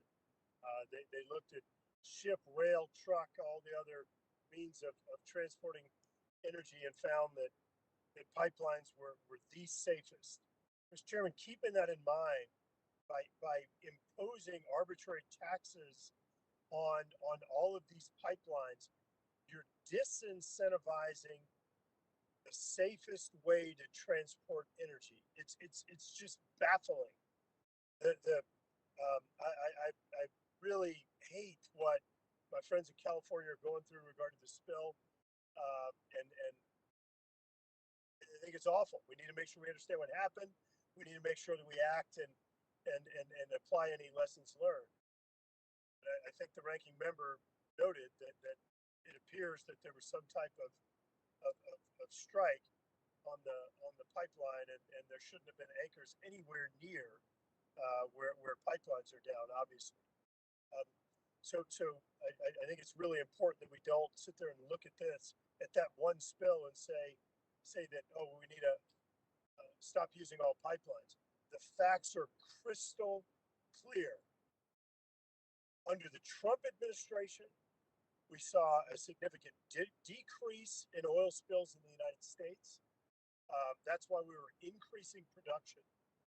It is crystal clear that pipelines are the safest way to transport energy. And I will quote Energy Secretary Granholm said clearly, the pipe is the best way to go. Mr. Chairman, shutting down pipelines, all this does is further empower foreign countries, and it subjects the United States to leverage, and it eliminates U.S. jobs and economic activity. Mr. Chairman, I can't say it enough. The facts are clear on this. The evidence is clear. These same practices of trying to disincentivize U.S. energy production have been tried before under the Obama administration. It doesn't affect demand for energy. It doesn't. We're already seeing record gasoline prices. We're seeing our increased dependence upon energy from foreign countries. We're seeing Russia step in and take advantage of this. Why would my Democrat friends not follow the science, follow the evidence? Let's move in a direction that's the safest way to transport. Let's move in a direction where we're depending upon U.S. energy supplies and not becoming more dependent upon foreign energy sources. It's not better for the environment. It's not better for the economy. It's not better for U.S. jobs. And it sure as heck is not good for prices of energy, where we're already seeing gasoline prices in record territory. Let's be clear. Let's be very clear. This administration and Democrats in Congress own it. So I'm giving you a chance to step out and show that that's not what you support, because I don't believe you do. I think that you support cleaner and safer environments, that you support American jobs, and you support a safer global environment. This amendment gives you a chance to show the American people that's where you stand. I urge you to vote yes. Yield back. Thank you, Mr. Grave. I hate to pass up that opportunity that you've offered all of us, but I appreciate your amendment. However, this amendment was filed significantly after the committee deadline. As such, members, our staff, affected agencies in the executive branch, and affected stakeholders have not had a sufficient opportunity to review and comment on the amendment. Therefore, I strongly encourage members to oppose the amendment. And does any member seek recognition before we put it to a vote? Mr. Chairman, I'd like to speak to the amendment. Recognized. Thank you, Ms. Brown. Thank you, Mr. Chairman. Obviously, I haven't had a chance to really digest this amendment, but I think that, what we're really talking about here again, in this bill is, you know, the safety of our pipelines. And, you know, we're just trying to follow what the GAO's recommendations are, is to close loopholes and safety regulations. And I just don't feel like we can afford any delay to that. And, you know, if the safest way to transport energy is through a pipeline, then let's make them safe. So with that, I would ask for a no vote on the amendment, and I yield back. Gentlelady from California yields back. Anyone else seek to be recognized on amendment number 4, Mr. Graves' amendment? Chairman, it's Westerman. Mr. Westerman, you're recognized, sir. Thank you, Chairman. Again, I thank the gentleman from Louisiana for offering a common sense amendment here that would delay implementation, you know, possibly doing harm to our energy distribution system here in the United States, to at least do an analysis to, which I believe would show that pipelines, again, are the safest, most efficient way to transport energy. And again, this whole debate is about something much larger than pipeline safety. It's about an attack on gas and oil production in the United States.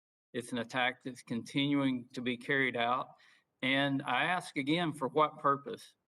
And what difference would it make globally if we stopped all oil and gas production in the United States? Actually, it would increase emissions globally. And I think we have to look at bigger questions, like why did China last year build 38 gigawatts of coal-powered plants? You realize how much that is? That's one huge coal plant every week that China's building. And I think they're laughing, you know, all the way to the bank when they watch us put restrictions on our energy production, and they're the largest polluters in the world and growing. And our response is to help them destroy our energy sector. This makes no sense. It's bad for our country. It's actually bad for the world when we're pushing our wealth out of the United States into rogue countries and putting the burden on American taxpayers. So again, this is just a small part of a larger discussion. It's an attack on fossil fuels. For what reason, I do not know. We should be working on what kind of energy is the most reliable, what kind of energy is the lowest cost, and what kind of energy is the cleanest, and come up with solutions so that other countries will adopt that technology. If you really can care about global carbon emissions, that's the route to take, not thinking we can regulate some kind of global utopia by destroying the U.S. energy sector. I support the amendment and yield back. Gentleman yields back. Any other members seek recognition on Graves' amendment number 4? Can I have a minute from somebody? Excuse me? Asking if somebody can yield me time. Mr. Chairman, Fulcher here. Mr. Chair. Mr. Graves. Mr. Fulcher yields to Mr. Graves. Mr. Graves, you're recognized. Thank you, Mr. Chairman. Thank you, Mr. Fulcher. Mr. Chairman, I just wanted to respond to your comment earlier.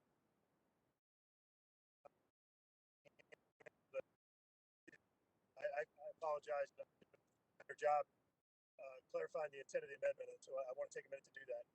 So what the amendment does is it simply requires that there be an analysis on the efficacy of pipelines, meaning as it pertains to safety of pipelines and transporting fuel as compared to other options before this be put in place. So specifically, it says no provision of this act shall take effect until the Secretary of Energy conducts an analysis comparing the safety and environmental efficacy of U.S. pipelines to other methods of transporting oil and gas resources, including foreign imports, and certifies a safer mode of transportation. Mr. Chairman, let me just be clear on something. Shutting down pipelines doesn't stop the flow of energy. What you'll end up seeing as a result of putting this tax on the pipeline is that you're actually going to force energy companies to use older pipelines because they're not going to want to build new ones because they're taxed. So you're actually forcing energy through older pipelines that have less reliable technology, probably less safe.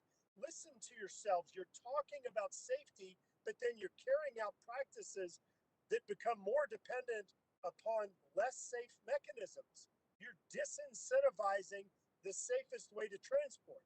And in regard to Ms. Brownlee's comment, I want to make note, the GAO report doesn't say we need to charge a $10,000 a mile tax anywhere. It doesn't say that. If there's safety measures, this pipeline safety has a long history in this House of moving forward with bipartisan support through the Transportation Committee, through the Energy and Commerce Committee. And I am confident, despite this committee's long history of dysfunction, that we could find ways to come together on pipeline safety under our jurisdiction. But Mr. Chairman, it doesn't make sense to disincentivize the safest means of transportation. Let me say it again, because here's what's going to happen. You're going to have folks that are producing energy, and they're going to say, well, I don't want to build a new pipeline, so all I'm going to do is build a new stub and connect to an old pipeline that as we've seen in California, may not be the best way to go. So Mr. Chairman, you're incentivizing greater spills, you're incentivizing less safety and greater threats to our global environment while becoming more dependent upon foreign energy sources with this legislation. This amendment tries to fix it. It does exactly what President Biden's Energy Secretary Granholm said. And we're just trying to help improve this bill. I urge adoption and yield back. Gentleman yields back. Is there any further discussion on the amendment? Members? If not, all those members in favor of Graves Amendment number 4, please indicate by saying aye. Aye. Aye. Members opposed, please indicate by saying no. No. Nope. In the opinion of the chairs, the noes have it, and the amendment is not agreed to.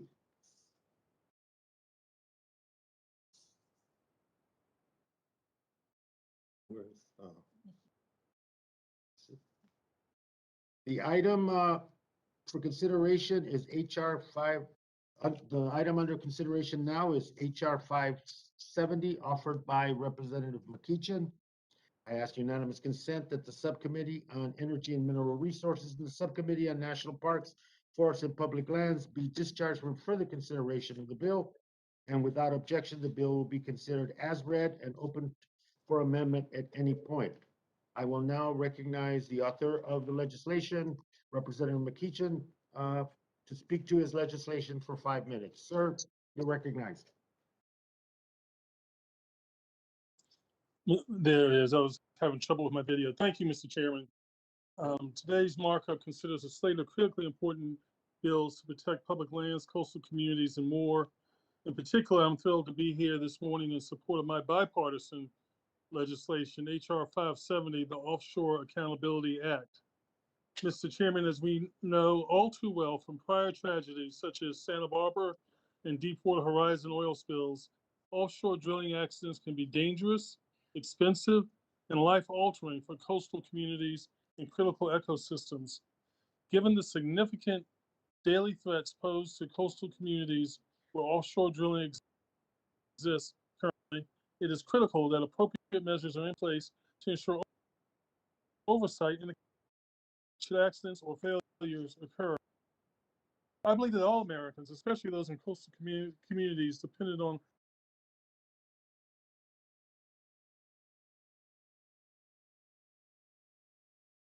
the current reporting system for offshore drilling equipment failures fails to meet this basic principle.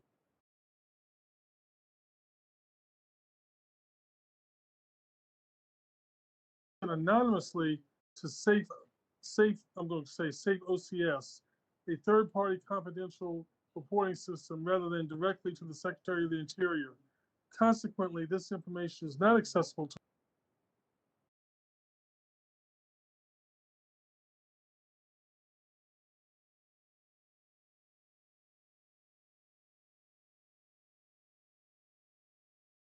equipment failures that pose unnecessary risks to coastal communities. The lack of transparency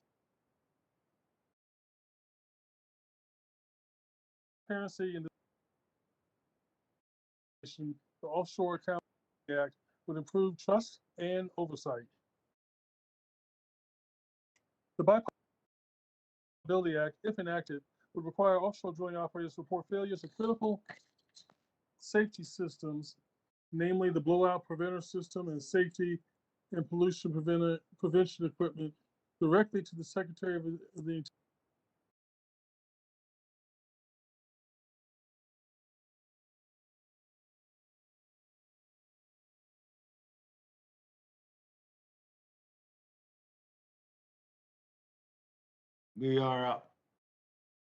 We can't hear Mr. McEachin at this point. Or at least I can't. I don't know. Can you hear me? Yes, thank you. Important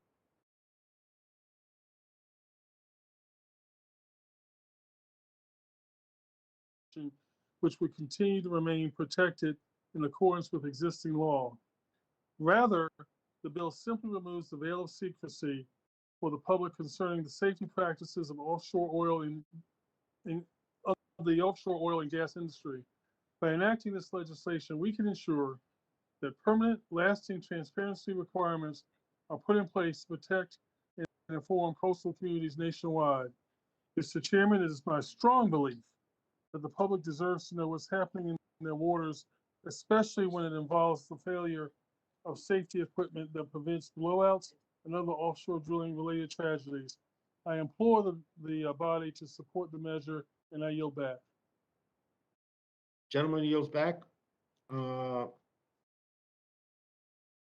Before we consider any amendments, any other member wish to be recognized on Mr. McEachin's legislation? I do. Westerman. Mr. Westerman, and then I believe Mr. Lowenthal. Yes. Thank you. Thank you, Mr. Chairman, and I rise in opposition to this bill. And also, Mr. Chairman, it's these web hearings remind me of a popular mobile telephone commercial with Tom Brady and Gronkowski in it. Now, I'm not sure what people's positions are because the audio and the video is so bad. So I wish we could get back to in-person meetings. Everybody here is concerned with maintaining a safe and healthy offshore environment, but this bill would do nothing to further that goal. This legislation requires offshore oil and gas operators to report so-called critical system failures to the Secretary of the Interior within 30 days and investigations of equipment failures within 120 days. While I believe that the intent here is to catch potentially dangerous incidents before they occur, the bill ignores the new practices developed to avoid such incidents and is duplicative regulations that are already in place at the BSEE. In fact, just this year, oversight of the offshore oil and gas program was removed from GAO's high risk list, acknowledging the significant changes in recent years to continue to improve safety in the sector. Ironically, requiring so much reporting under this bill could actually make operations less safe. In a flood of reports, those incidents that should be highest priority may be easier to overlook by our regulators. And finally, I know all of my colleagues are aware of the recent oil spill in California and the ongoing recovery efforts. I'm extremely eager to have the cause of this spill fully investigated, which reports increasingly suggested was caused by the anchor strike from a vessel. Nothing in HR 570 would have prevented the pipeline from being struck by an anchor or made it less likely to crack as a result. No one wants to see another oil spill. In my view, the first thing we need to do is prevent a similar incident. And the way we do that is by intensive oversight of the ports and an investigation into why a pipeline in a non-anchorage area was struck and dragged 105 feet. And where was the Coast Guard when all of this happened? Those are the questions that need answered. I'd really like to know what we're going to do about administrative policies that have created such tremendous congestion at our nation's ports. HR 570 is yet another example of duplicative regulations that would again have done nothing to prevent the incident we just saw in California. And also, this is just another attack on America's energy production, which at the end of the day, American consumers are going to pay the price for it. I again urge a no vote, and I yield back. Gentleman yields. Gentleman from California, Mr. Rosendale, you're recognized. Thank you, Chair Grijalva. And thank you for including two bills from the Energy and Mineral Resource Subcommittee in today's markup. The oil spill off the coast of California is as tragic as it was preventable. And this latest environmental catastrophe highlights the simple fact that where you drill, you will spill. As we are currently experiencing, our coastal communities bear the brunt of environmental, ecological, and economic impacts from offshore oil spills and pipeline ruptures. I am wholeheartedly opposed to more drilling off California, and I'm proud to be a co-sponsor of Representative Levin's American Coast and Ocean Protection Act and Representative Huffman's West Coast Ocean Protection Act. I also support winding down and phasing out existing offshore operations as quickly as possible as we transition to a clean energy economy. But as long as offshore production continues, we must be doing all that we can to hold companies accountable by restoring common sense safety and transparency protections that were weakened under the Trump administration. I strongly support Representative McEachin's legislation to hold offshore companies accountable by requiring public disclosure of critical safety system failures. This was a common sense reform enacted following the Deepwater Horizon disaster and must be restored and strengthened. I urge my colleagues to vote yes on the legislation, and I yield back. Gentleman yields back. Anyone else wish to be recognized? Mr. Chairman, I would like to be recognized. This is Gentlelady's Representative Stansbury. Gentlelady from New Mexico, you're recognized. Thank you, Mr. Chairman. I wasn't planning to speak this morning on this legislation, but I have to say that I am honestly shocked by some of the misinformation that I've heard this morning about both international and domestic energy production and safety. So first, let's be clear about what's going on with global energy prices.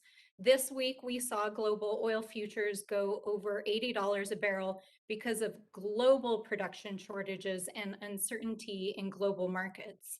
In particular, we're seeing increasing energy demands as we're coming out of the pandemic and price volatility due especially to OPEC production uncertainty in the Middle East. And that is what is driving a spike in global oil prices, not domestic environmental policies or energy policies.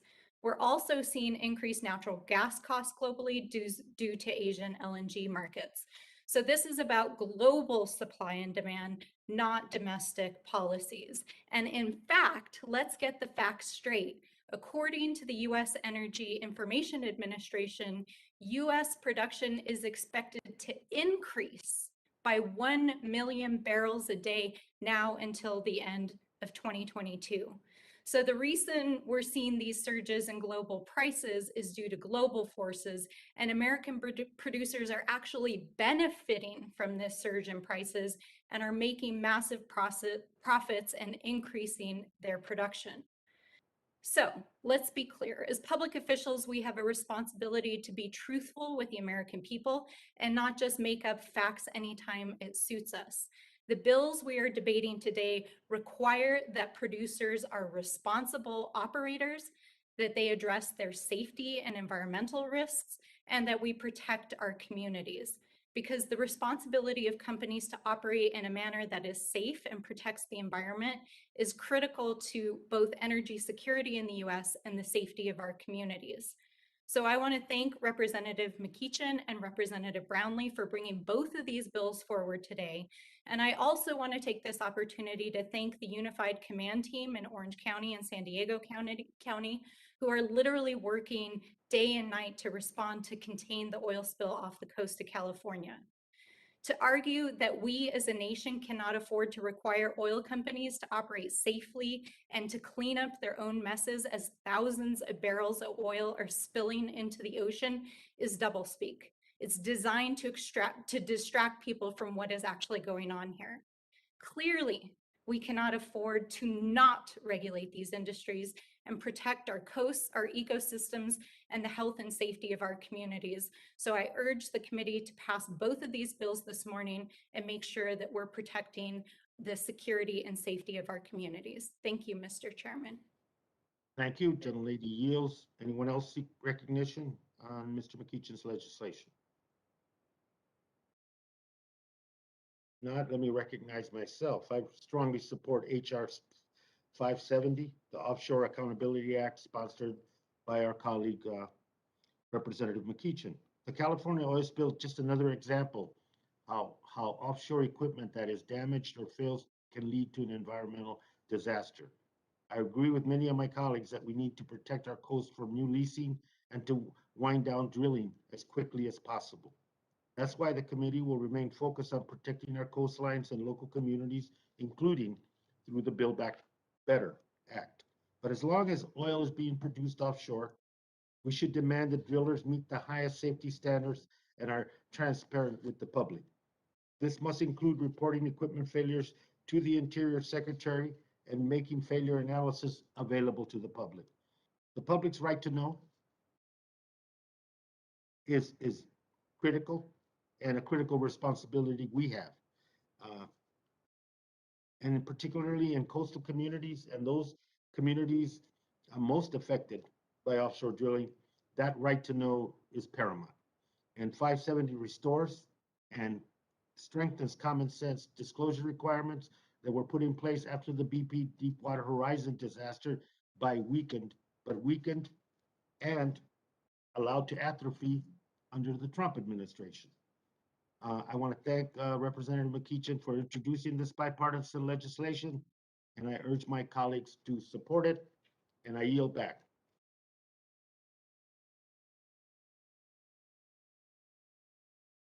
If there's no further debate, we can begin the amendment process. Representative Rosendale, you have amendment designated as number 1, sir, and you're recognized for 5 minutes. Thank you so much, Mr. Chair. Since the very first hearing, it's been clear the intent of my Democrat colleagues on this committee is regulating traditional energy out of existence. While we all want to avoid marine oil spills, this bill ignores the existence of current industry safety practices developed by pipeline operators and equipment manufacturers specifically developed to avoid these unfortunate instances. This bill seeks to impose costly, burdensome, and duplicative requirements on offshore oil and gas pipeline operators, as well as equipment manufacturers. This is the approach we sadly see from the current administration and many of our colleagues when it comes to traditional energy.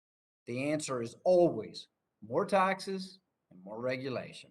And then the answer is always to plead ignorance and claim that this will only hurt the evil corporations and no one else.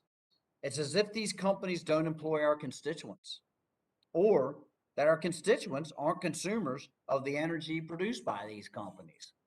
It's basic economics. When additional expenses are imposed on a company, then they end up getting passed along to the consumer in the form of increased cost. And compliance costs resulting from the burdensome regulations imposed by this bill are no different. And far from just impacting large corporations, burdensome regulations like this always impact small businesses the most. Their margins are much slimmer, and they simply don't have the resources to comply with many of these mandates. I fear this could disproportionately harm our small operators and lead to further consolidation in the industry, in turn benefiting the large corporations that my colleagues seek to harm. At a time when this committee should be taking up legislation to decrease the cost of energy, I believe that it's imprudent that we are considering legislation that could exacerbate skyrocketing energy costs, which are the result of policies like these that continue to impact those who can least afford it the most. That's why I'm proposing this amendment today. This is a simple amendment that would ensure that prior to this bill being allowed to take effect, the Secretary of Interior would have to certify that it would not result in increased compliance costs for offshore oil and gas pipeline operators or equipment manufacturers that could be passed on to the consumers. If, as I'm sure all my colleagues will claim, that somehow these costs will be de minimis or the costs will fly in the face of basic economics and somehow not be passed along to energy consumers, what's the harm in supporting the amendment? I would happily admit that I was wrong. But if, as I fear, this would increase the cost for our energy consumers in the midst of already skyrocketing energy prices as a result of other anti-energy policies, we would prevent the situation from getting even worse, especially as we enter the winter months where energy consumption for many increases and Montanans simply cannot afford. With that, I urge passage of this amendment, and Mr. Chair, I would yield back. Gentleman yields back. Any further discussion of the amendment? Anyone Mr. seek Chair, recognition? I'd like to respond to the amendment. Mr. Lowenthal, sir, you're recognized. Thank you, Mr. Chair. I oppose this amendment and urge my colleagues to vote no. This amendment does nothing to improve the legislation's fundamental goal, which is to increase transparency and accountability for offshore drilling safety system failures. HR 570, let's be clear what it is bipartisan legislation that restores and strengthens common sense transparency requirements that were implemented following the 2010 BP Deepwater Horizon oil spill, the nation's single worst environmental disaster. This legislation is in no way burdensome. It simply requires companies to adhere to reporting requirements that were largely required before the Trump administration weakened them in 2018. I ask my colleagues to oppose this amendment, and I yield back. Gentleman yields back. Anyone else seek recognition on Mr. Rosendale's amendment number 1? Mr. Chair, Gentlelady from New Mexico, Representative thank you. Harold. Thank you. Thank you, Mr. Chairman. I actually rise in support of this amendment. It makes sense. And actually part of the way that we protect our environment, communities, and consumers is by not passing on compliance costs that will end up being paid for by the end user, the very people, like my colleague says, we aim to help. I think that what we are looking at is duplicative. We already know that operators report to the Department of Interior, and I'm concerned with that since this very committee has been waiting over 3 months for a report that has to do with the leasing and the drilling on federal lands. So I feel like we're piling more work on a department that is not capable of responding quickly. But at the end of the day, compliance costs will cost the consumers, and we should not be putting more burdens on those that are trying to keep us energy independent. I would urge everybody to support this amendment. And with that, Mr. Chairman, I yield back. Recognition? Anyone else? No? There's no further debate. The question is on Rosendale Amendment number Chairman? 1. Excuse me?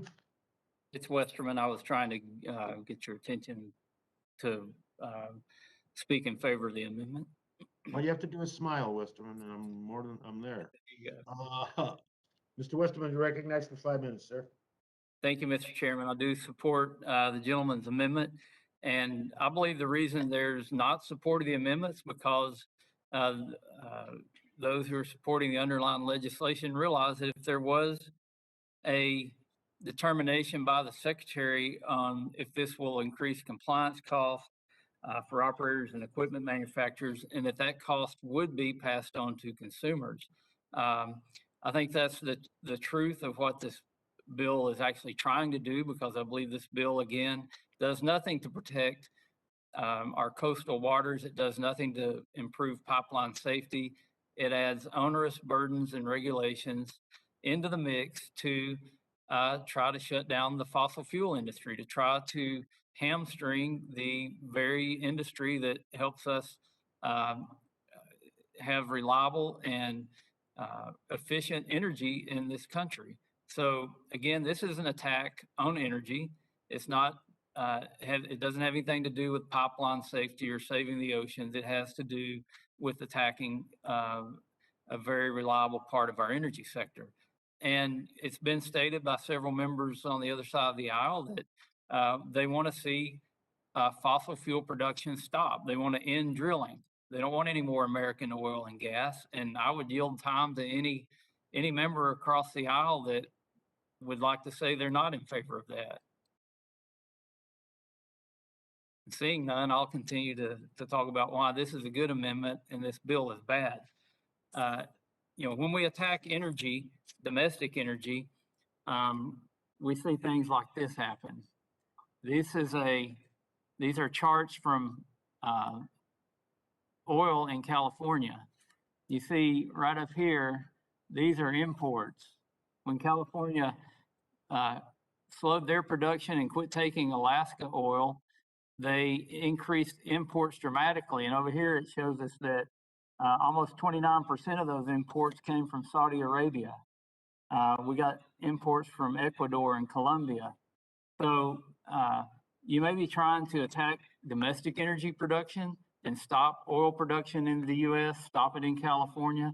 But at the end of the day, all you're doing is generating more imports. And when you shut down the transportation system for oil and gas in our country, which again, pipelines are the safest, most reliable form, all you're doing is shifting that production overseas, transporting it in a much less environmentally friendly and safe way. So again, I oppose the underlying bill, but I support this amendment by Mr. Rosendale because if we did an honest analysis, we would realize that it is going to pass cost on to consumers, and it's also going to not do anything for the environment. It's actually going to make it worse. I yield back. And yields. Anyone else seek recognition? Mr. Chair, this is Representative Porter. Representative Porter, you're recognized for 5 minutes. Hello?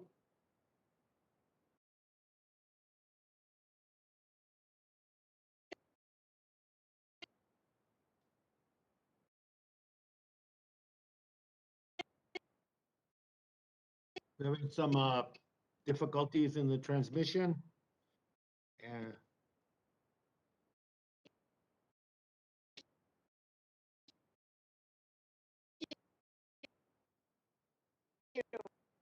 Representative Porter? I oppose this amendment. The costs of drilling and not. Mr. Chairman, we can't hear the gentlewoman from California. Representative Porter. Mr. Chair, did she just say she supported that amendment and drilling? Nice try. Representative Porter, let's hold your comments until we can deal with the technical issue, and then we'll go to another member that seeks recognition at this point. Until those transmission issues are corrected. Is there anyone else that seeks recognition on this legislation? On the amendment? Mr. Chairman, I'll just speak briefly to the some of the comments I've heard from the other side, if that's all right. Mr. McEachin, you're recognized. Thank you, Mr. Chairman. You know, it's interesting to me how all of a sudden, when you try to inform the public of what's going on, the Republican response is you're driving up costs. You're anti this, you're anti that. Mr. Chairman, all this bill really does at the end of the day is to make sure that the public knows what these companies are doing or not doing when it comes to safety. Why that is a bad thing, why that is going to cause costs to rise as versus the current system that we have is beyond me. You know, it's interesting how we do business on this side of the Potomac. We put up these amendments that are really meant just to neuter the bill or kill the bill rather than just having the courage to stand up and vote no. You know, down south on the other side of the Potomac, in Richmond, where I started, either side, Republican or Democrat, wouldn't bother to slow things up with these simplistic amendments. They would just say we're for it or we're against it and move on. And so, Mr. Chairman, if Mr. Rosendale and others don't like the bill, I would encourage them just to take these amendments aside, vote against the bill, and let's have a shorter day. With that, I yield back, Mr. Chairman. Thank you, Mr. McEachin. Gentleman yields. Let me go back to Representative Porter. Recognize her and check on that transmission. Representative Porter.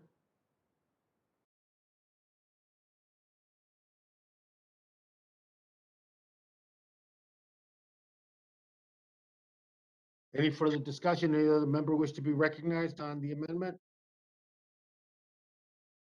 Hearing no further debate, the question is on Rosendale Amendment number 1. All those members in favor, please indicate by saying aye. Aye. Aye. All members opposed, please indicate by saying no. No. No. The opinion of the chair is the noes have it, and the amendment is not agreed to. Mr. Chair, could I request a recorded vote, please? Of course, Mr. Rosedale requested a recorded vote postponed as per prior announcement. Representative Graves, you have the next amendment designated as number 1, and you are recognized, sir, for 5 minutes. Thank you, Mr. Chairman. Mr. Chairman, I think where to start here. So first of all, we had Ms. Salisbury come on and say we need to talk about facts and how we're distorting reality. So let's go through that a little bit. First of all, Biden administration, whenever we had the Colonial gas pipeline shut down, we saw gas shortages and price increases. That's an indication of what happens when you cut off supply. This legislation, as well as the previous legislation, is designed effectively to impose further costs on domestic energy that foreign energy is not similarly subjected to. This is economics 101. You add to that the fact that this administration did an executive order stopping new exploration and production activities. You've got clear ESG objectives within the administration that's trying to cut off access to capital for domestic energy projects. And you've got all of this talk out there imposing further costs on emissions. All of these things result in decreased domestic production of energy, which we were energy independent last year. When you add to that the fact that this administration is trying to stop domestic energy production, they're calling Saudi Arabia and other OPEC nations and begging them to increase their production so we can import it here because we need to be dependent upon Saudi Arabia, Russia, and all these other countries. That's what causes energy prices to go up, just like we saw with the Colonial gas pipeline. When there's an energy shortage, you have prices go up because you have a lack of supply. And so prices go up. When you carry out policy decisions that end up squeezing access to capital, that overregulate, that cause all sorts of regulatory burdens and additional bureaucracy and cost, then you drive up cost. And so that is all contributing to the higher costs that Americans are paying at the pump. It's contributing to the inflation that we're seeing. All of this is caused, it is owned by the Biden administration. And I know that there are people that don't want to hear that, but sometimes facts are unpleasant or inconvenient. Now, while we're talking about facts, I heard earlier somebody bring up GAO report, and that's why we were doing the previous legislation. Let me read a few things. Page 88 of the 2021 GAO report on this. The ratings for this segment, which would be offshore oil and gas, improved from partially met to, quote, met for all criteria since 2019. Consequently, we've removed this segment from the high risk area. GAO removed this segment from the high risk area. Leadership commitment met. Since our 2018 high risk report, Interior has met the criteria for leadership commitment to restructure offshore oil and gas oversight. For example, Bessie Director led a change management initiative program that encompassed more than 180 actions to implement reforms throughout the bureaucracy, and included efforts such as internal assessment of its environmental compliance programs. So they're saying that the things have been met, that the concerns raised by the GAO had been met. They removed it from the high risk. So let's talk about this underlying bill. Mr. McEachin's has a bill that does exactly what Safe OCS. So you want to talk about facts, you want to talk about making informed decisions. Safe OCS is a program that was implemented after Deepwater Horizon that requires all of this stuff be submitted already. So you have this, and you have well control rule. And I'm really sorry that Deepwater Horizon happened during the Obama administration. I'm sorry that there apparently was lax oversight, but let's I keep hearing Deepwater Horizon being cited. Let's talk about the facts there. The judge found that there was gross negligence and willful misconduct. He didn't say that the rules and regulations were inappropriate, insufficient. If there's gross negligence, not just negligence, gross negligence and willful misconduct, then that indicates that things are clear, that the operators clearly didn't comply. And so I'm sorry that the Obama administration wasn't carrying out proper oversight to make sure that those things didn't happen. But no one said that the regulations were wrong. So once again, heaping additional burdens, solutions in search of problems, asking for the same damn thing that you already asked for already. So we have an amendment that just says that if it's duplicative information, then it doesn't move forward. So if everybody agrees that all this is new and this is innovative and it's going to save the whales and everything else, that's great. If it's the same thing that we're already asking for, my amendment fixes that. And so it gives you an opportunity to put your vote next to your words, to if this is going to improve safety, and it's not simply asking for the same thing that's already required under Safe OCS and under well control rule, then your bill goes flying through. If you're asking for duplicative information, then my amendment helps to stop that and prevent asking for the same thing over and over again. That's what bureaucracy looks like. That's what increased costs look like. That's what favoring foreign production looks like. I urge adoption of our amendment. I urge rejection of the underlying bill and yield back. Gentleman yields back. Anyone else wish to be recognized on Mr. Graves' amendment? Mr. Chairman, I'd like to speak to the amendment just briefly. Mr. McEachin, you're recognized, sir. Thank you, Mr. Chairman. Chairman, I would just say in response to Mr. Graves' argument is that if he doesn't like the regulation, he had an opportunity when his side of the aisle was in charge to reverse that regulation and to get rid of that regulation. What we are asking for is that information be made public.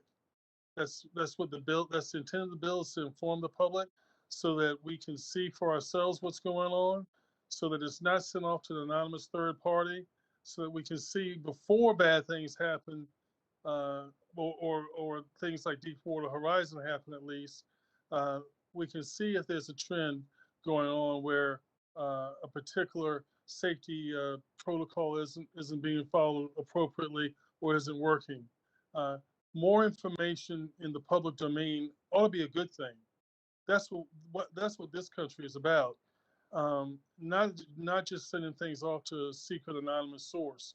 So again, I would suggest to you that we have a situation where the other side of the aisle is just merely trying to throw up a roadblock rather than just voting no. They want to put up an amendment to make things more difficult for us and to make our day longer.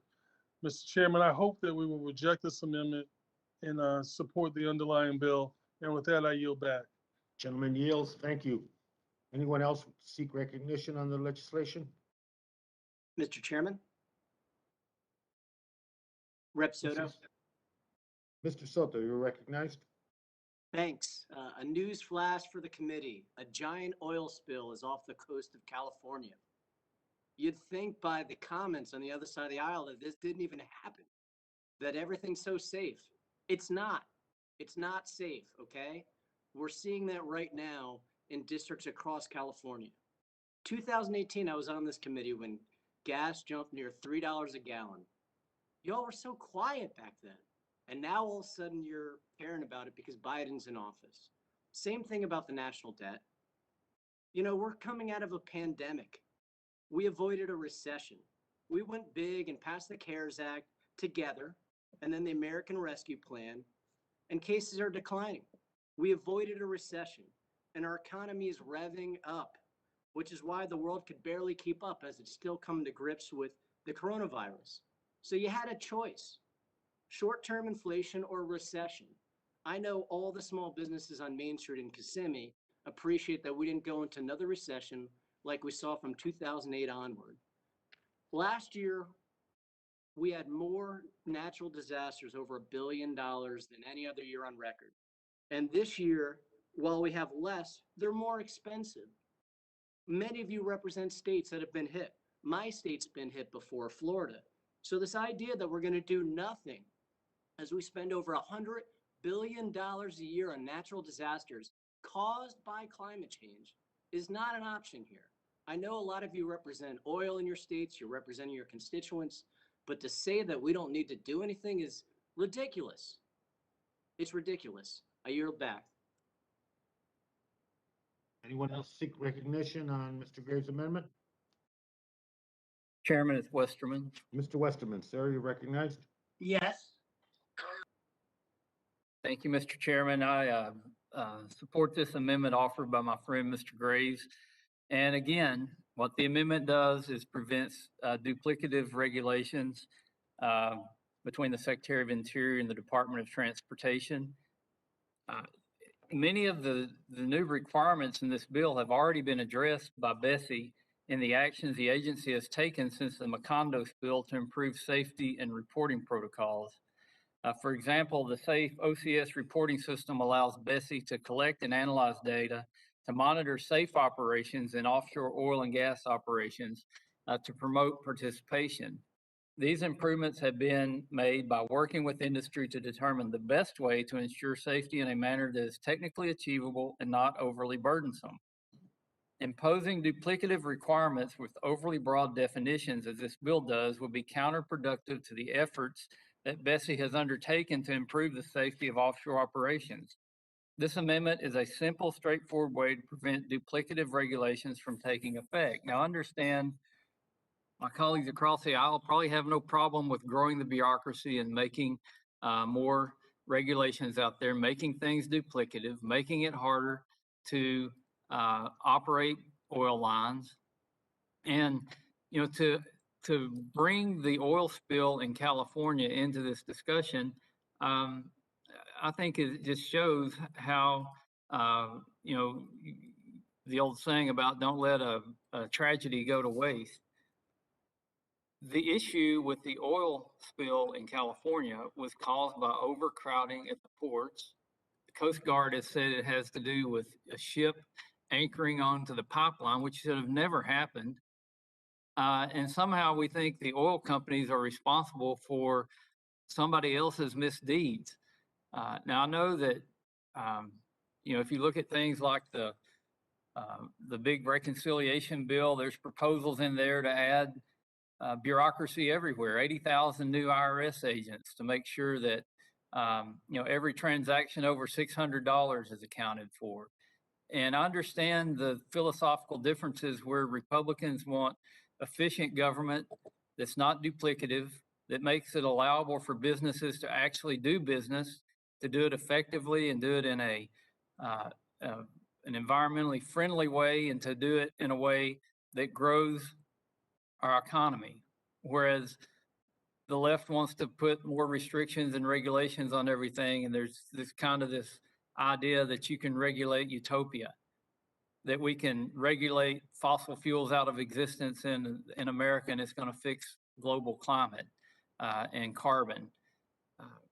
You can keep thinking that way, but at the end of the day, all it does is hurts all of us. And that's what the underlying goal of this bill is I believe it's going to hurt our whole economy, and American consumers and taxpayers are the ones that are going to pay the price. So I appreciate Mr. Graves putting this amendment on the bill that would streamline it if this bill was to ever get signed into law. And I support his amendment, and I yield back. Thank you. Anyone else wish to comment on the legislation? Let me recognize myself in partial response to the ranking member's point. You know, Democrats are for accountable government. They're for a healthy democracy, and therefore assuring the independence of our government. And one of the best ways is what this bill is trying to address that we seem to avoid, and that's the public's involvement and the public's right to know. And what we're doing here, what the legislation does, the underlying legislation, and what this amendment undoes, is that it simply takes us back to the reporting requirements that were largely in place in 2018. And some of us were here for the Deepwater Horizon disaster. And it also requires that the public be informed regarding those issues. Simple as that, nothing more. And I think in our striving for an accountable government, the best way to do that is to make sure that constituents and the public are educated, that we are not simply here in this committee an extension of oil and gas industries. We're not a partnership with them. We are not making money with them. Profit is not our bottom line. What is our bottom line is the public good, and this legislation is about the public good. Yield back. Hearing no further debate, the question is on Graves Amendment number 1. Members in favor, please indicate by saying aye. Aye. Aye. Aye. Aye. Members opposed, please indicate by saying no. No. No. The opinion of the chair is the noes have it, and the amendment is not agreed to.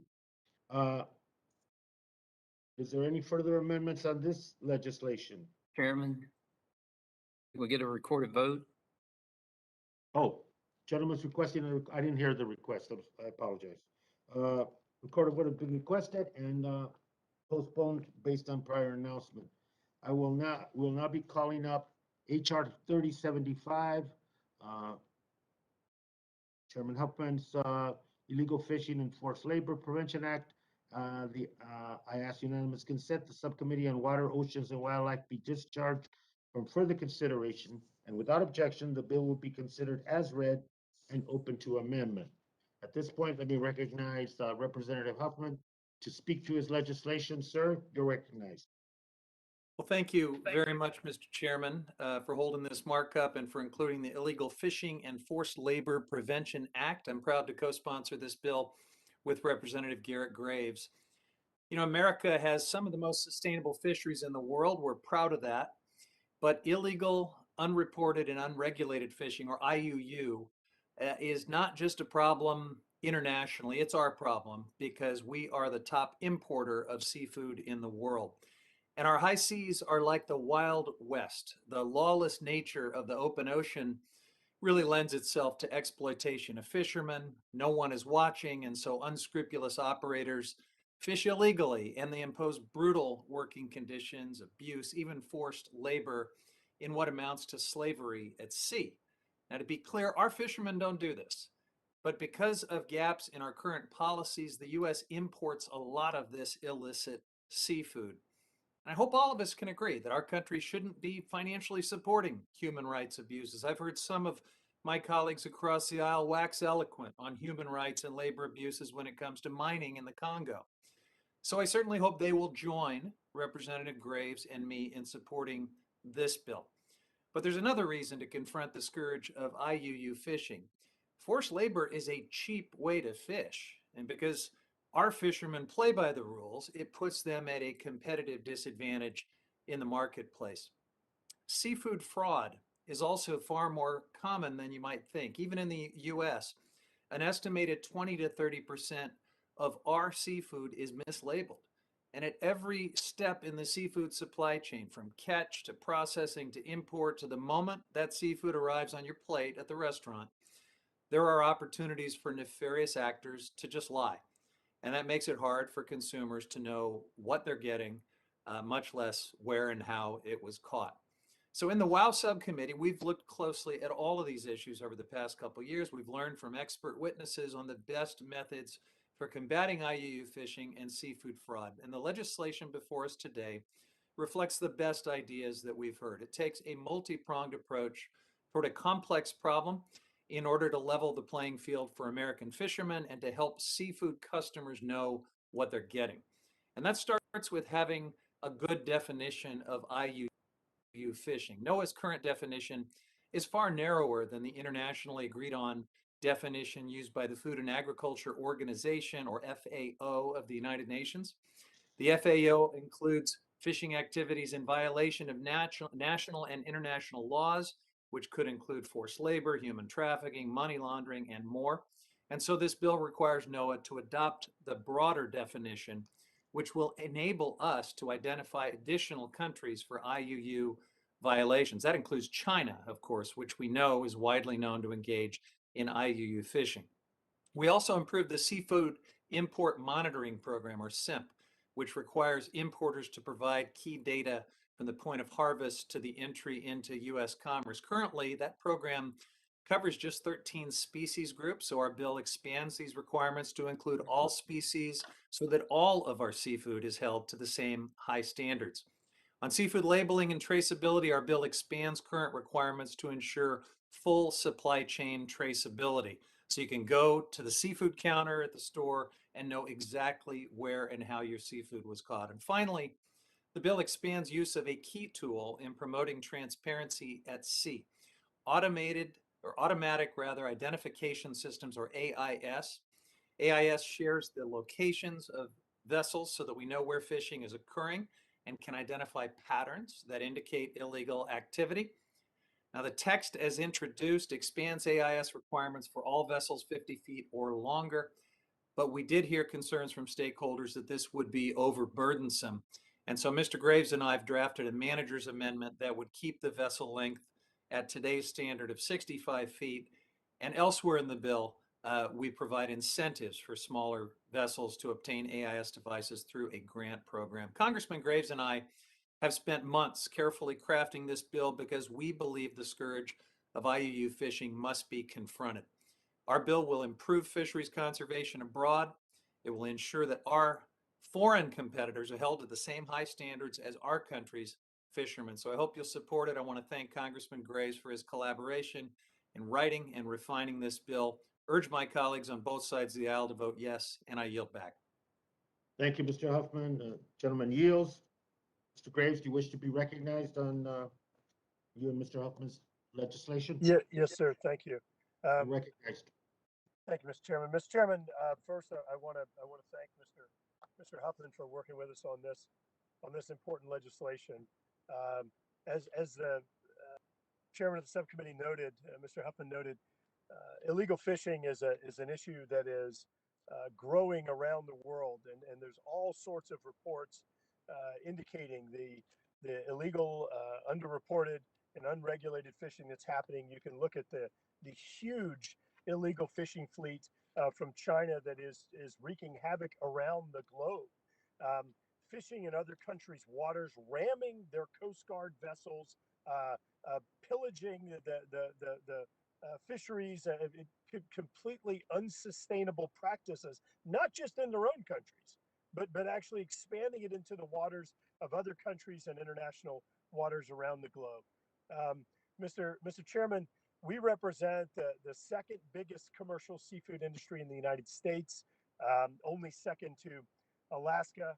And I want to be clear, I think weighing the king crab shells isn't fair. I think we're really bigger and better, but I'll let Mr. Young have it. So we represent a huge commercial fishing industry, and our fishers can't compete if you're going to have folks out there carrying out illegal practices, if they're overfishing areas, if they're going into other countries' waters. And Mr. Chairman, it's not just China. We've seen Cambodia, we've seen Russia carrying out similar practices, and just since I believe it's 2015, the Coast Guard has filed 248 cases against the Mexican fishing fleet for illegal fishing in the Gulf of Mexico, in the United States, in some cases, or in the United States, carrying out illegal fishing activities in our own waters, therefore affecting the sustainability of our fisheries right here at home. And so this legislation helps to establish, as the chairman of the subcommittee said, a level playing field globally, establishing an appropriate standard. Right now, the SIMP, the Seafood Import Monitoring Program, applies to 13 species. So this exists today, and this bipartisan legislation expands it to other species to ensure that the coverage isn't just limited to a handful of species, but truly all of those that are commercially marketed around the globe. As the subcommittee chair noted, we did spend time working with fishers, with restaurants, and other folks out there to make sure that we were thinking through this. And that's why the try that again. Southern Shrimp Alliance, the American Shrimp Processors, the Association of Blue Water Fishermen Association, the Recreational Fishing Alliance, and some of the nation's most renowned chefs support this legislation. They understand the sustainability, how important the sustainability of the species is. And I urge, actually, one other thing, they found that Mexican cartels were involved with some of the illegal fishing that's occurring in the Gulf of Mexico. So this is actually benefiting them, and this bill helps to curb that. Look, last thing I'll say, I want to thank Mr. Huffman for working with us on the amendment. I understand that folks may have concerns about some issues. We're absolutely all ears and want to make this as perfect as we possibly can, which is why we took months to try and reach out to folks to try and address concerns that were raised. I appreciate Mr. Huffman working with us on the AIS amendment to make sure that we did as much as was possible, but also understanding concerns and technological limitations. I urge adoption of the legislation and yield back. Gentleman yields, and gentlemen, I appreciate the work that you put into this legislation. And if there is, before we go to the amendment process, is there Mr. Chair? Who seeks recognition? Mr. Chair Stauber, I'd like to speak on the amendment. Please, you're recognized, sir. Thank you very much. I just want to bring up some concerns I have about HR 3075. And I wholeheartely agree that we need to do more to combat human rights abuses around the globe, like cleaning up our critical mineral supply chain, as my colleague Mr. Huffman so eloquently stated.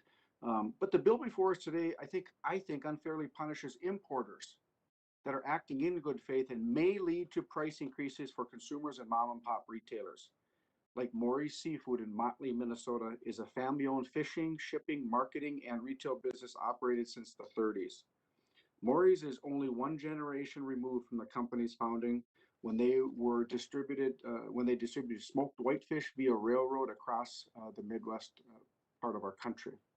Along with selling our legendary walleye and our traditional lutefisk, they are one of a few local providers of several species, allowing landlocked northern Minnesota to enjoy a taste of crab, lobster, and other fish species. Small businesses like Maury's are price sensitive, and therefore it's imperative we don't punish good actors like them when trying to solve a problem. So to that end, I'd like to submit the attached letter for the record detailing these concerns from the National Fisheries Institute, where Maury's is a prominent member. There are, in this letter, there are 96 companies related to the commercial seafood industry that have some concerns, and I would like to submit that for the record. Although I cannot support the bill in its current forum today, I look forward to working with Mr. Graves and Mr. Huffman and the rest of this committee on a better solution. And Mr. Chair, I yield back. Thank you. Gentleman yields. Anyone else seek recognition on the legislation? There's Chair, no further debate. Westerman here. Mr. Westerman, you're recognized. Thank you, Mr. Chair. And has been stated in the debate today, U.S. fisheries are a global model of success, and they lead the way in science-based management of sustainable fisheries. And unfortunately, the same cannot be said about fisheries management in other countries. I commend the two gentlemen for working across the aisle to try to address this problem, and knowing that the United States imports more than 85% of its seafood. NOAA created the Seafood Import Management Program, or the SIMP, in 2018 as a risk-based program to combat illegal, unreported, and unregulated seafood from entering U.S. commerce.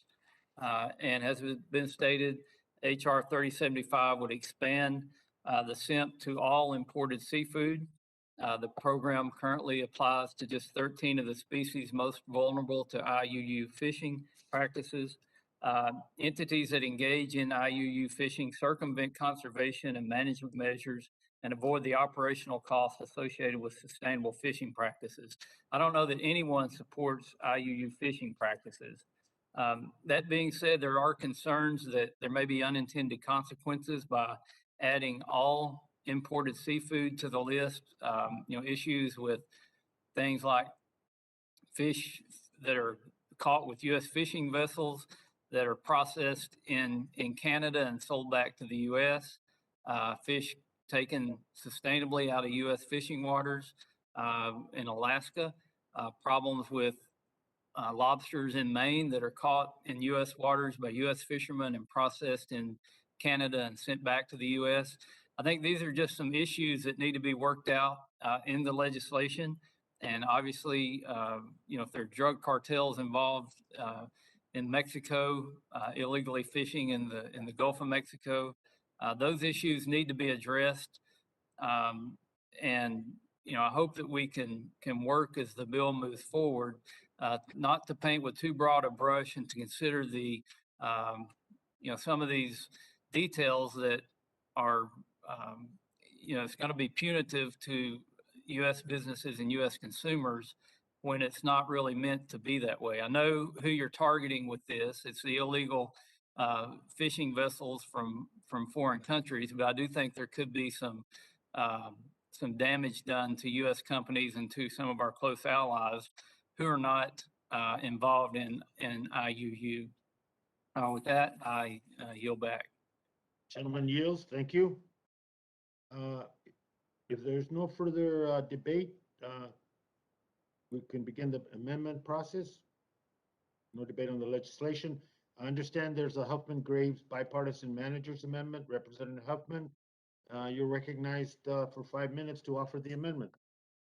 Thank you, Mr. Chair. I won't take the full 5 minutes. I alluded to this manager's amendment in my main remarks. This is to address stakeholder feedback that we received that reducing the size of vessel for the AIS requirement would be overburdensome. So this amendment clarifies that going forward, we will stick with the existing vessel length, and we will count on the incentives that we include elsewhere in the bill to encourage smaller vessels to also employ this technology, which is really critical for monitoring and detecting patterns that could indicate IUU fishing. It's also very important that we hold our domestic fleet to this standard of transparency so that we can then hold foreign fleets, unscrupulous foreign operators, to account. And we can only do that if we include this technology in our own domestic fleet. So that's the manager's amendment. Urge your support and yield back.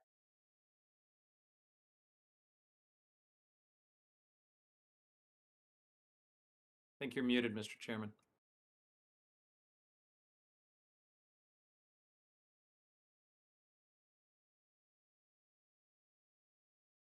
Still muted.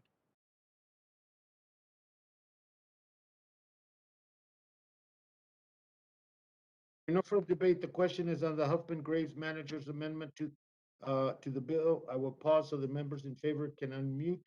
All those in favor indicate by saying aye. Aye. Aye. Aye. All those members opposed, indicate by saying no. In the opinion of the chair, the ayes have it, and the amendment is agreed to. Is there any other further amendments to the bill? If not, the question is on the adopting the legislation, HR 3075 as amended, and order in favor reported to the House. I will pause so that members in favor can unmute. All those in favor indicate by saying aye. Aye. Aye. All those members opposed indicate by saying no. No. No. In the opinion of the chairs, the ayes have it, and the bill is adopted as amended and ordered for favorably reported, and the motion to reconsider is laid on the table. At this point, Mr. Westerman? Yeah, Mr. Mr. Westerman, Chairman. you're recognized. Under Committee Rule 5C, I give notice of my intention to file additional or dissenting views on the bill just considered and all bills considered during this markup, and I ask unanimous consent that this notice be extended to all members. Thank you. So ordered. And now let me, returning to HR 2643, offshore pipeline safety by Representative Brownlee. And the question is on the unfinished business. The amendments to the bill are the amendment designated Rosendale number 1, amendment designated Rosendale number 3, the amendment designated Graves number 3,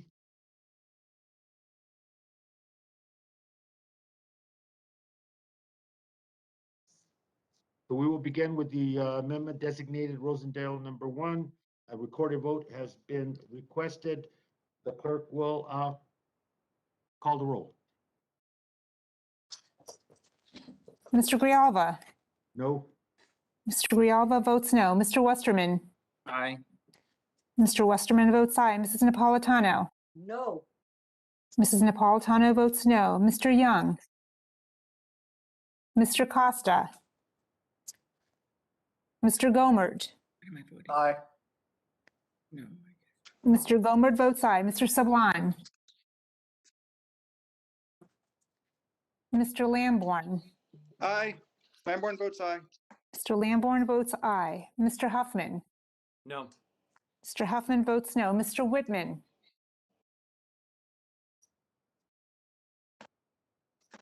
Mr. Lowenthal? No. Mr. Lowenthal votes no. Mr. McClintock? Mr. Gallego? Mr. Gosar? Mr. Neguse? No. Mr. Neguse votes no. Mr. Graves?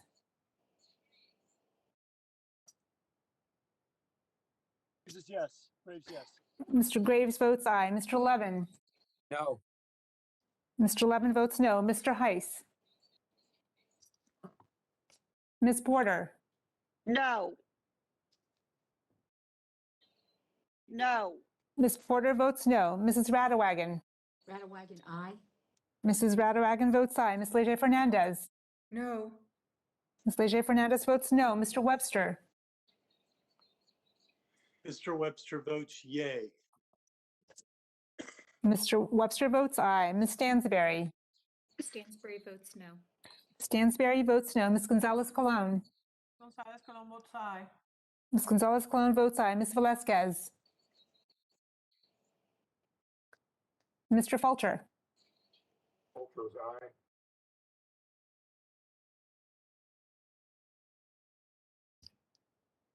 Fulcher's aye. Mr. Fulcher votes aye. Ms. DeGette? DeGette votes no. Ms. DeGette votes no. Mr. Stauber? Stauber votes aye.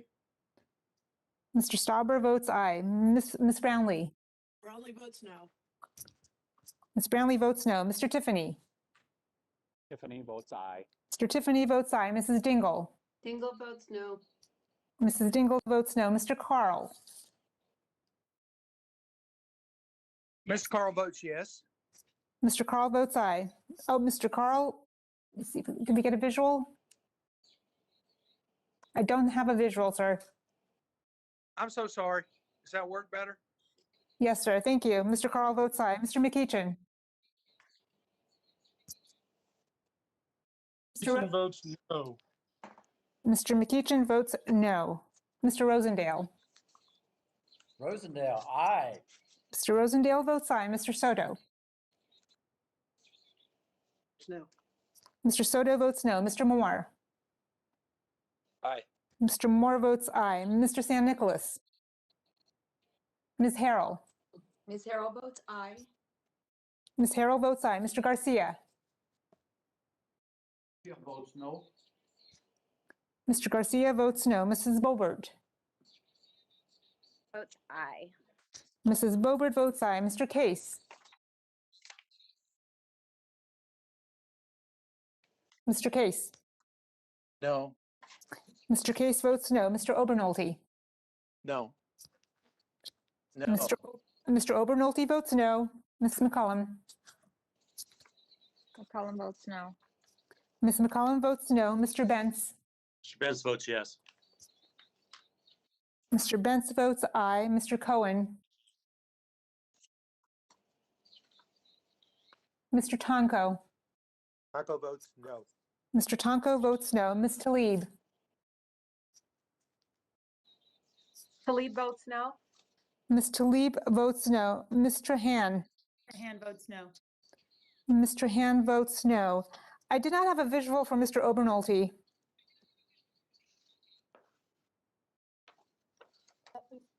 Costa votes no. Mr. Chair, Mr. Westerman? I don't think Mr. Obernolte is on the, is in the meeting. So I'm not sure. He got reported as voting and I don't think he's Okay. actually here. Very good. Mr. Obernolte did not vote. Mr. Costa? Thank you. Costa votes no. Mr. Costa votes no. Sablan. How am I recorded, please? Mr. Sablan, you're not recorded. All right, I vote no. Mr. Sablan votes no. How's Ruben Gallego recorded? Mr. Gallego, you're not recorded. I vote no. Mr. Gallego votes no.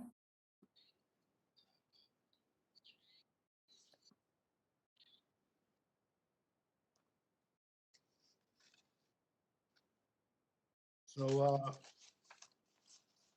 the clerk will read the names of any members that are not recorded and also any members who wish to vote that are not voted or to change their vote.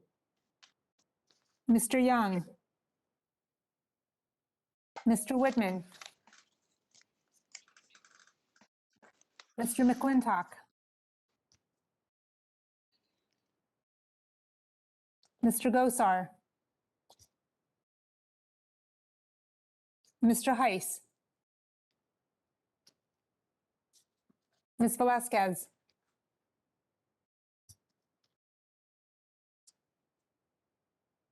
Mr. San Nicolas?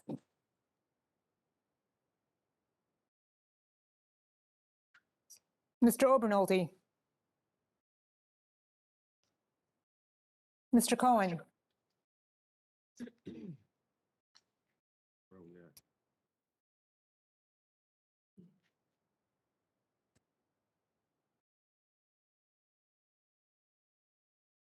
If there's no members that wish to vote or change their vote, Mr. Chairman, I did not vote. Boebert votes aye. the lady. Mrs. Boebert was already recorded as voting aye. Oh, I apologize. I thought we were on a different vote. Thank you, Madam Clerk. Sure. Anyone else? And let me How is Stauber recorded? Stubber. Mr. Stauber is recorded as an aye.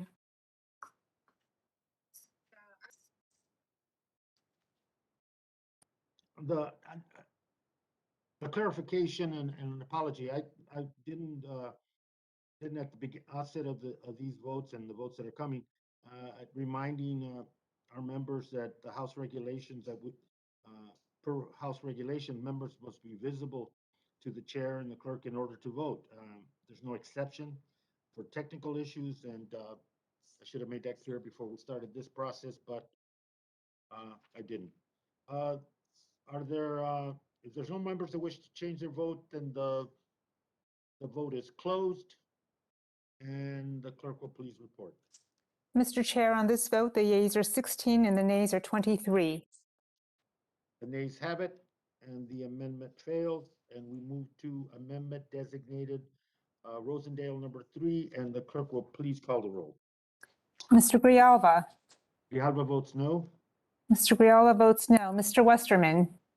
Aye. Mr. Westerman votes aye. Mrs. Napolitano. No. Mrs. Napolitano votes no. Mr. Young. Mr. Costa. Votes no. Mr. Costa votes no. Mr. Gomert. Aye. Mr. Gomert votes aye. Mr. Sablan. No. Mr. Sablan votes no. Mr. Lamborn. Lamborn votes aye. Mr. Lamborn votes aye. Mr. Huffman. No. Mr. Huffman votes no. Mr. Whitman. Mr. Lowenthal. Lowenthal votes no. Mr. Lowenthal votes no. Mr. McClintock. Mr. Gallego. Gallego votes no. Mr. Gallego votes no. Mr. Gosar. Mr. Neguse. No. Mr. Neguse votes no. Mr. Graves. Mr. Levin. Graves, yes. Mr. Graves votes aye. Mr. Levin. No. Mr. Levin votes no. Mr. Heiss. Ms. Porter. No. Ms. Porter votes no. Mrs. Radawagon. Radawagon, aye. Mrs. Radawagon votes aye. Ms. Leger Fernandez. No. Ms. Leger Fernandez votes no. Mr. Webster. Webster votes yay. Mr. Webster votes aye. Ms. Stansberry. Stansberry votes no. Ms. Stansberry votes no. Ms. Gonzalez Colon. Gonzalez Colon votes aye. Ms. Gonzalez Colon votes aye. Ms. Velasquez. Mr. Fulcher. Fulcher votes aye. Mr. Fulcher votes aye. Ms. DeGette. DeGette votes no. Ms. DeGette votes no. Mr. Stauber. Votes aye. Mr. Stauber votes aye. Ms. Brownlee.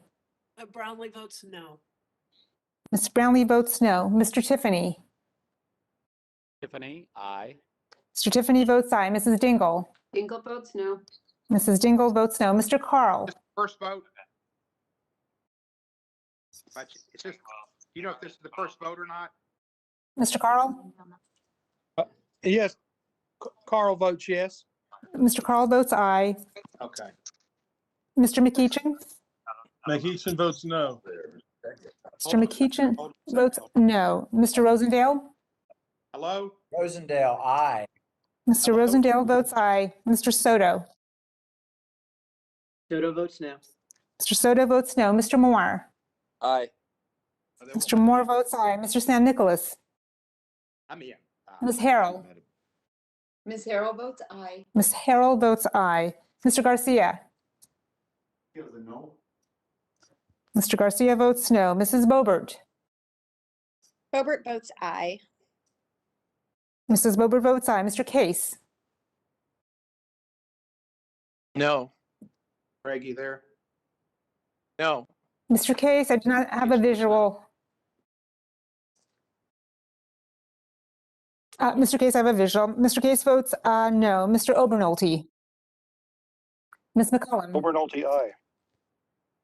Mr. Obernolte votes aye. Ms. McCullum. McCollum. Ms. McCollum, I did not get your. Votes no. Ms. McCollum votes no. Mr. Benz. Benz votes yes. Mr. Benz votes aye. Mr. Cohen. McCollum votes No. no. No. No. Mr. Cohen votes no. Mr. Tonko. Taco votes no. Mr. Tonko votes no. Ms. Talib. Mr. Han. Tran votes no. Mr. Han votes no.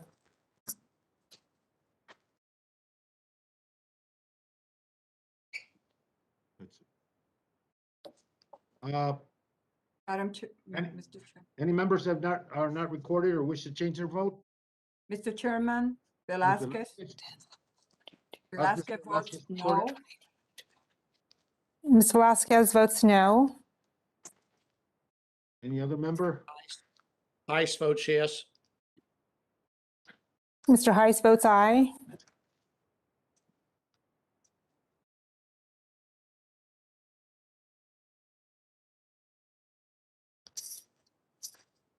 Are there any members who are not recorded wish to vote or change their vote?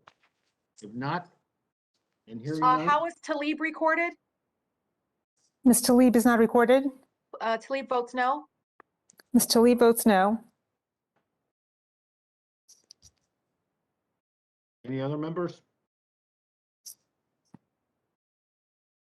Hearing none, the vote is closed and the clerk shall report. Mr. Chair, on this vote, the yeas are 18 and the nays are 25. The nays have it and the amendment fails. We move to amendment designated Graves number 3, and the clerk would please call the vote. Mr. Grijalva. Grijalva votes no. Mr. Grijalva votes no. Mr. Westerman. Aye. Mr. Westerman votes aye. Mrs. Napolitano. No. Mrs. Napolitano votes no. Mr. Young. Mr. Costa. No. Costa Mr. Costa votes no. Mr. Gomert. Aye. Mr. Gomert votes aye. Mr. Sablon. No. Mr. Sablon votes no. Mr. Lamborn. Lamborn votes aye. Mr. Lamborn votes aye. Mr. Huffman. No. Mr. Huffman votes no. Mr. Whitman. Mr. Lowenthal. Votes no. Mr. Lowenthal votes no. Mr. McClintock.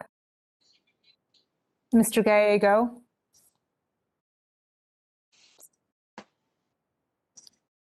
Mr. Gosar. No. Mr. Gallego votes no. Mr. Gosar. Mr. Neguse. No.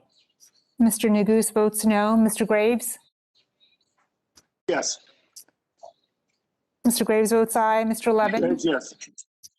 No. Mr. Levin votes no. Mr. Heiss. Yes. Mr. Heiss votes aye. Ms. Porter. Mrs. Radawagon. Radawagon, aye. Mrs. Radawagon votes aye. Ms. Leger Fernandez. Leger Fernandez votes no. Leger Fernandez votes no. Mr. Webster. Webster votes yay. Mr. Webster votes aye. Ms. Stansberry. Stansbury votes no. Ms. Stansberry votes no. Ms. Gonzalez Colon. Gonzalez Colon votes aye. Ms. Gonzalez Colon votes aye. Ms. Velasquez. Velasquez votes no. Ms. Velasquez votes no. Mr. Fulcher. Fulcher votes aye. Mr. Fulcher votes aye. Ms. DeGette. DeGette votes no. Ms. DeGette votes no. Mr. Stauber. Stauber votes aye. Mr. Stauber votes aye. Ms. Brownlee. Brownlee votes no. Ms. Brownlee votes no. Mr. Tiffany. Tiffany, aye. Mr. Tiffany, I don't have a visual, sir. Tiffany, aye. I'm sorry, I don't have a visual, sir. Okay, I'll come back to you at the end. Okay, Mrs. Dingle. Dingle votes no. Mrs. Dingle votes no. Mr. Carl. Mr. McEachin. McEachin votes no. Carl, Mr. yes. I'm sorry. Mr. McEachin votes no. Mr. Rosendale? Rosendale, aye. Mr. Rosendale votes aye. Mr. Soto? Soto votes no. Mr. Soto votes no. Mr. Moore? Aye. Mr. Moore votes aye. Mr. San Nicolas? Ms. Harrell? Ms. Harrell votes aye. Ms. Harrell votes aye. Mr. Garcia? Garcia votes no. No. Mr. Garcia? We have a visual. Mr. Garcia votes no. Mrs. Boebert? Boebert votes aye. Mrs. Boebert votes aye. Mr. Case? No. Mr. Case votes no. Mr. Obernolte? Obernolte, aye. Mr. Obernolte votes aye. Ms. McCollum?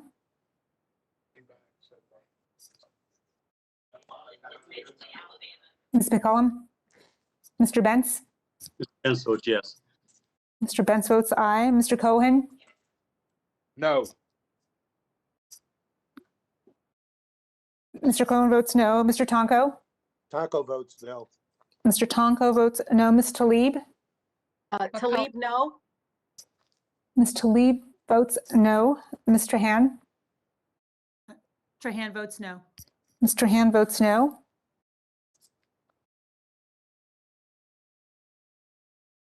Madam Clerk, this is Representative Porter. How am I recorded? Ms. Porter is not recorded. I vote no. Ms. Porter votes no. Madam How did Clerk, Carl vote? Mr. Carl, you're not recorded. Yes, please. Mr. Carl votes aye. Tiffany? Mr. Tiffany, you're not recorded. Mr. Tiffany, aye. Mr. Tiffany, we still don't have a visual, sir. Okay, it's showing that I do have one, but you're not picking it up, I think. No, sir. Okay, sorry about that. Tiffany, aye. Okay.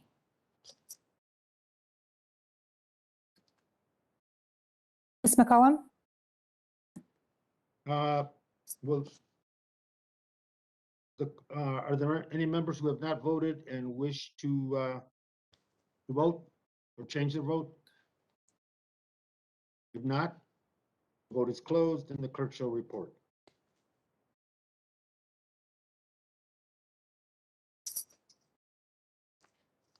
Where am I going now?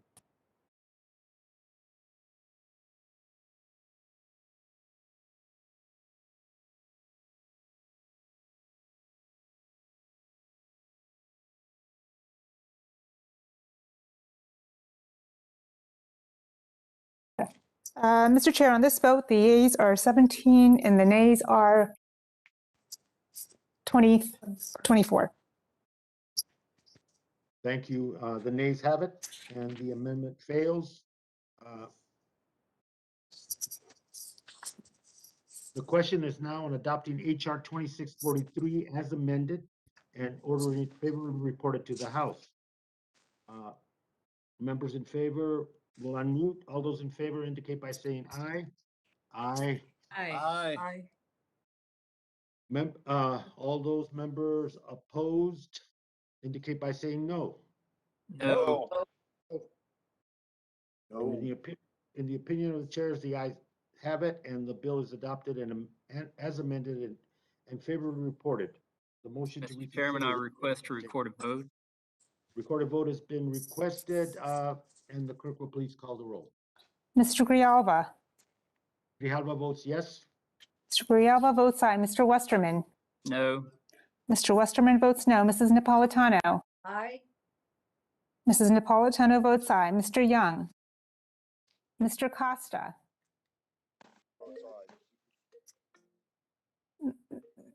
Mr. Costa? I don't have, Mr. Costa votes aye. Mr. Gomert? Aye, but I hope for Mr. Costa that the seafood there that's so good on that pier behind him will help him recover from COVID. Thank you. But I'm a no. Mr. Gomert votes no. Mr. Sablon? Aye. Mr. Sablon votes aye. Mr. Lamborn? Lamborn votes no. Mr. Lamborn votes no. Mr. Huffman. Aye. Mr. Huffman votes aye. Mr. Whitman. You'll see. Mr. Lowenthal. Aye. Mr. Lowenthal votes aye. Mr. McClintock. Mr. Gallego. Mr. Gosar. Mr. Neguse. Aye. Mr. Neguse votes aye. Mr. Graves. Only this year. Graves, no. Graves, no. Mr. Graves votes no. Mr. Levin. Aye. Mr. Levin votes aye. Mr. Heiss. No. Mr. Heiss votes no. Ms. Porter. Yes. Ms. Porter votes Yes. aye. Mrs. Radawagon. Radawagon, nay. Mrs. Radawagon votes no. Ms. Leger Fernandez. Leger Fernandez votes yes. Ms. Leger Fernandez votes aye. Mr. Webster. Webster votes nay. Mr. Webster votes no. Ms. Stansberry. Stansbury votes yes. Ms. Stansberry votes aye. Ms. Gonzalez Colon. Gonzalez Colon votes no. Ms. Gonzalez Colon votes no. Ms. Velasquez. Velasquez votes no. Aye. Ms. Velasquez votes aye. Mr. Fulcher. Fulcher votes no. Mr. Fulcher votes no. Ms. DeGette. DeGette votes aye. Ms. DeGette votes aye. Mr. Stauber. Stauber votes no. Mr. Stauber votes no. Ms. Brownlee. Brownlee votes aye. Ms. Brownlee votes aye. Mr. Tiffany. Tiffany, no. Mr. Tiffany votes no. Mrs. Dingle. Dingle votes aye. Mrs. Dingle votes aye. Mr. Carl. Mr. Carl votes no. Mr. Carl votes no. Mr. McEachin. Mr. Rosendale.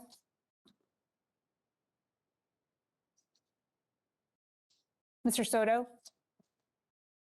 Votes aye. Mr. Soto votes aye. Mr. Moore. Nay. Mr. Moore votes no. Mr. San Nicolas. Ms. Harrell. Ms. Harrell votes no. Ms. Harrell votes no. Mr. Garcia. Mr. Garcia votes aye. Mrs. Bobert. Bobert votes no. Mrs. Bobert votes no. Mr. Case. Aye. Mr. Case votes aye. Mr. Obernolte. Obernolte, no. Mr. Obernolte votes no. Ms. McCollum. McCollum votes aye. Ms. McCollum votes aye. Oh, Ms. McCollum, we don't have, oh, we got a visual. Ms. McCollum votes aye. Mr. Bentz. Mr. Benz votes no. Mr. Bentz votes no. Mr. Cohen. Ah. Yes. Ah. Mr. Cohen votes aye. Mr. Tonko. In the middle of a vote. Aye. Or whatever. Mr. Tonko votes aye. Ms. Talib. Talib votes no, ma'am. Ms. Talib votes no. Ms. Trahan. Trahan votes aye. Ms. Trahan votes aye. How's Gallego recorded? Mr. Gallego is not recorded. Gallego's an aye. Mr. Gallego votes aye. Was Rosendale recorded? Mr. Rosendale, you're not recorded. Rosendale's no. Mr. Rosendale votes no. Is McEachin recorded?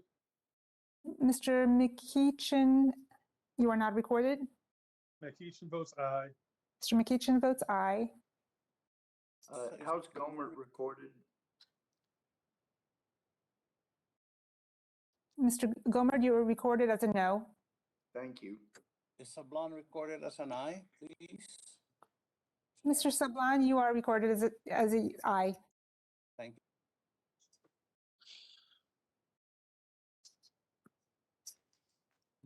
Would the clerk please,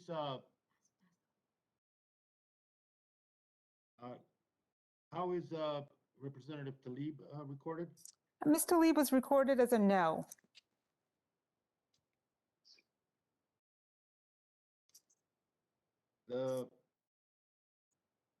Any other members wish to, any members not record? To change my vote to a yes. Thank you, Chairman. Ms. Talib votes aye. Any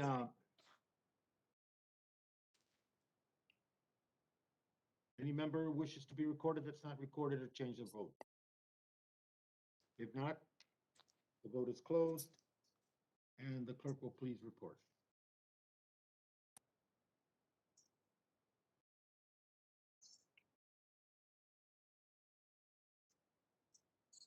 Mr. Chair, on this vote, the yeas are 25 and the nays are 18.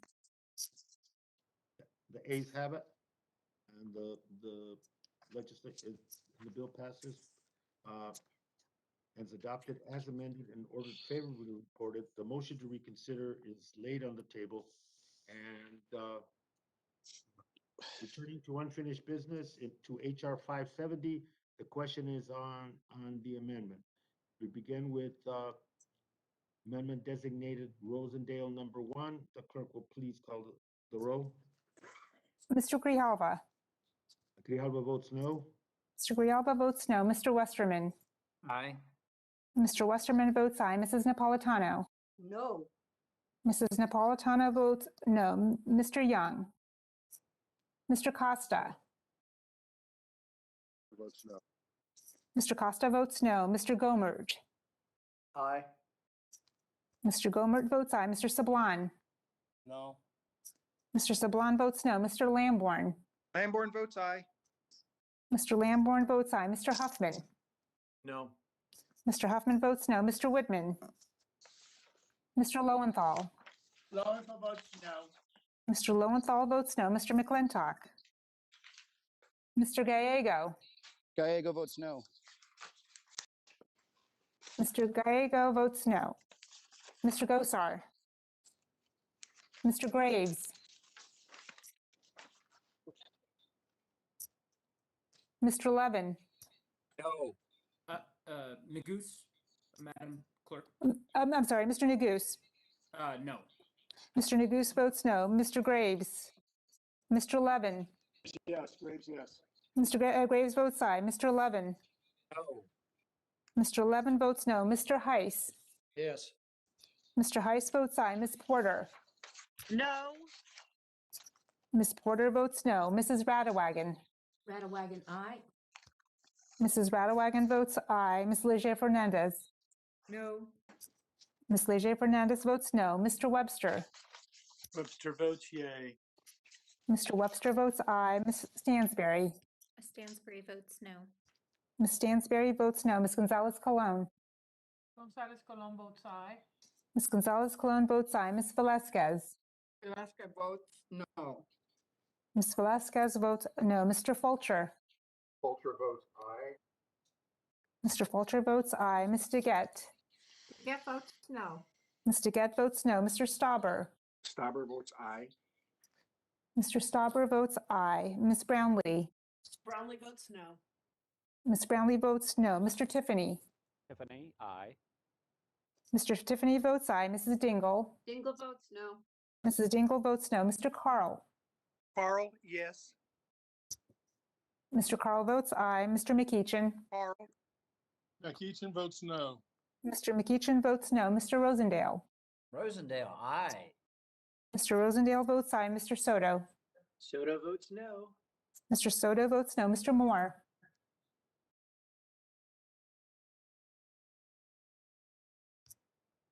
Mr. Moore. Mr. San Nicolas. Moore's yes. Mr. Moore votes aye. Mr. San Nicolas. Ms. Harrell. Ms. Harrell votes aye. Ms. Harrell votes aye. Mr. Garcia. Yeah, votes no. Mr. Garcia votes no. Mrs. Bobert. Bobert votes aye. Mrs. Bobert votes aye. Mr. Case. no. Mr. Case votes no. Mr. Obernolte. Obernolte, aye. Mr. Obernolte votes aye. Ms. McCollum. Mr. Bentz. Mr. Benz votes yes. Mr. Bentz votes aye. Mr. Cohen. No. Mr. Cohen votes no. Mr. Tonko. Tonko votes no. Mr. Tonko votes no. Ms. Talib. Talib votes no. Ms. Talib votes no. Ms. Trahan. No. Mr. Trahan votes no. Any members not recorded or wish to change their vote? Hello, I'm not recorded. Mr. Young, you're not recorded. I am not recorded. I say aye. Mr. Young votes aye. Welcome back, Mr. Young. Anyone else seek to record their vote or change their vote? If not, the vote is closed and the clerk will please report. Mr. Chair, on this vote, the yeas are 19 and the nays are 24. The noes have it and the amendment is fails. We now move to amendment designated Graves number 1. The clerk will please call the roll. Mr. Grijalva. Grijalva votes no. Mr. Grijalva votes no. Mr. Westerman. Aye. Mr. Westerman votes aye. Mrs. Napolitano. No. Mrs. Napolitano votes no. Mr. Young. Aye. Mr. Young votes aye. Mr. Costa. Mr. Gomert. Aye. Mr. Gomert votes aye. Mr. Sablan. Aye. Mr. Sablan votes aye. Mr. Lamborn. Lamborn votes no. Mr. Lamborn votes no. Mr. Huffman. Aye. Mr. Huffman votes aye. Mr. Whitman. Mr. Lowenthal.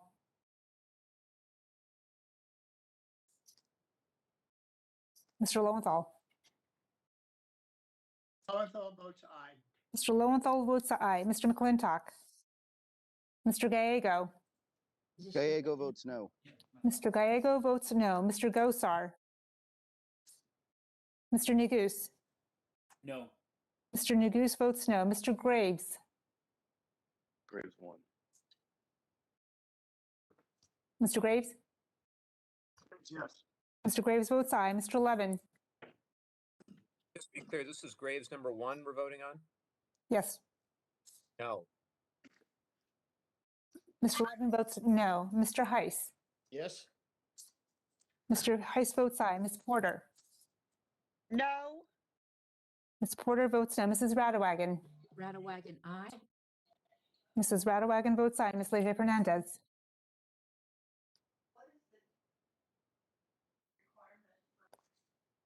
Mr. Webster? Webster votes yay. Mr. Webster votes aye. Ms. Stansberry? Ms. Gonzalez-Colon? Stansberry votes no. Ms. Stansberry votes no. Ms. Gonzalez-Colon? Gonzalez-Colon votes aye. Ms. Gonzalez-Colon votes aye. Ms. Velasquez? Velasquez votes no. Ms. Velasquez votes no. Mr. Fulcher? Fulcher votes aye. Mr. Fulcher votes aye. Mr. Gett? Get votes no. Mr. Gett votes no. Mr. Stauber? Stauber votes aye. Mr. Stauber votes aye. Mr. Brownlee? Ms. Brownlee? Brownlee votes no. Ms. Brownlee votes no. Mr. Tiffany? Tiffany, aye. Mr. Tiffany votes aye. Mr. Tiffany? I don't have a visual, sir.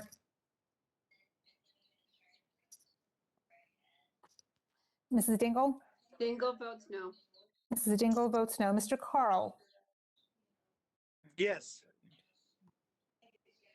Carl votes Mr. Carl? yes. Mr. Carl votes aye. Mr. McEachin? McEachin votes no. Mr. McEachin votes no. Mr. Rosendale? Rosendale, aye. Mr. Rosendale votes aye. Mr. Soto? Soto votes no. Mr. Soto votes no. Mr. Moore? Aye. Mr. Moore votes aye. Mr. San Nicholas? Ms. Harrell? Ms. Harrell votes aye. Ms. Harrell votes aye. Mr. Garcia?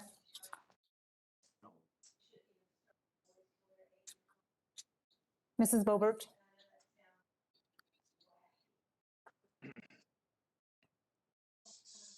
Mrs. Bobert, I don't have a visual. Oh, Mrs. Bobert votes aye. Mr. Case? No. Mr. Case votes no. Mr. Obernolte? Obernolte, aye. Mr. Obernolte votes aye. Ms. McCollum?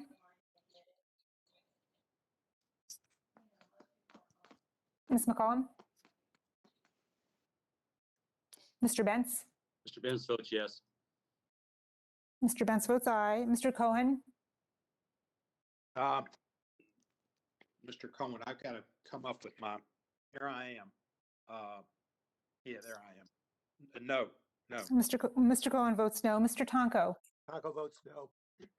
Mr. Tonko votes no. Ms. Talib? Talib votes no. Ms. Talib votes no. Mr. Han? No. Mr. Han votes no. Are there Hello? any members who wish to record their vote? Yeah, Yes. Madam Fernandez Clerk. votes no. Yeah, Sablan changes from a yes to a no. Lowenthal, Clerk Huffman should be Mr. recorded as no. Mr. Chair, may I have a second round, please? Yes, please. Those that, Mr. Lowenthal would like to change from a yes to a no. Mr. Costa? Mr. Whitman? Mr. Costa votes no. No. Costa votes no. Mr. Costa votes no. Mr. Whitman? Mr. McClintock? Mr. Gosar? Ms. Leger Fernandez? No. Ms. Leger Fernandez votes no. Mr. San Nicolas? Mr. Garcia? yeah, votes no right now. Mr. Garcia votes no. Ms. McCollum?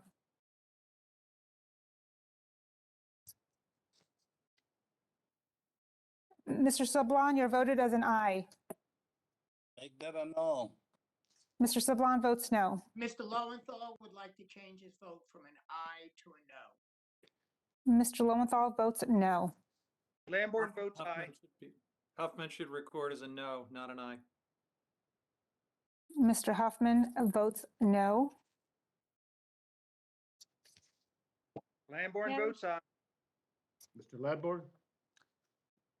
Mr. Lamborn, sir, I have you as an aye. Mr. Lamborn votes aye. Thank you. Madam Clerk? This is McCollum. Can you hear me? Yes, sir. Yes, ma'am. I don't know what's wrong. You're cutting in and out, ma'am. I'm showing that. I can see you. I just need a vote. Yes Yeah. or no? I don't know what to do. McCollum votes no. Okay, we got it. Ms. McCollum votes no. Tiffany? Mr. Tiffany, you are not recorded. Yeah, but I'm not showing that I'm having any. Mr. Tiffany? Mr. Tiffany votes aye. Thank you. One more time, anyone wish to record their vote or change their vote? Hearing none. Mr. Chair, it's Taco. How Yes. am I recorded, please? Mr. Tonko, you're voted as an aye. I mean, as a no, sorry. It's a no. Okay, thank you. This is Representative Stansbury. How am I recorded? Ms. Stansberry, you are recorded as a no. Oh, great. Thank you. Anyone else? Any other member? Mr. Han votes no. Mr. Ham, we have you as recorded as a no. If there's no other members that wish to record or change their vote, the vote is closed and the clerk will please report. Mr. Chair, on this vote, the yeas are 19 and the nays are 25. And the amendment fails. The noes have it and the amendment fails.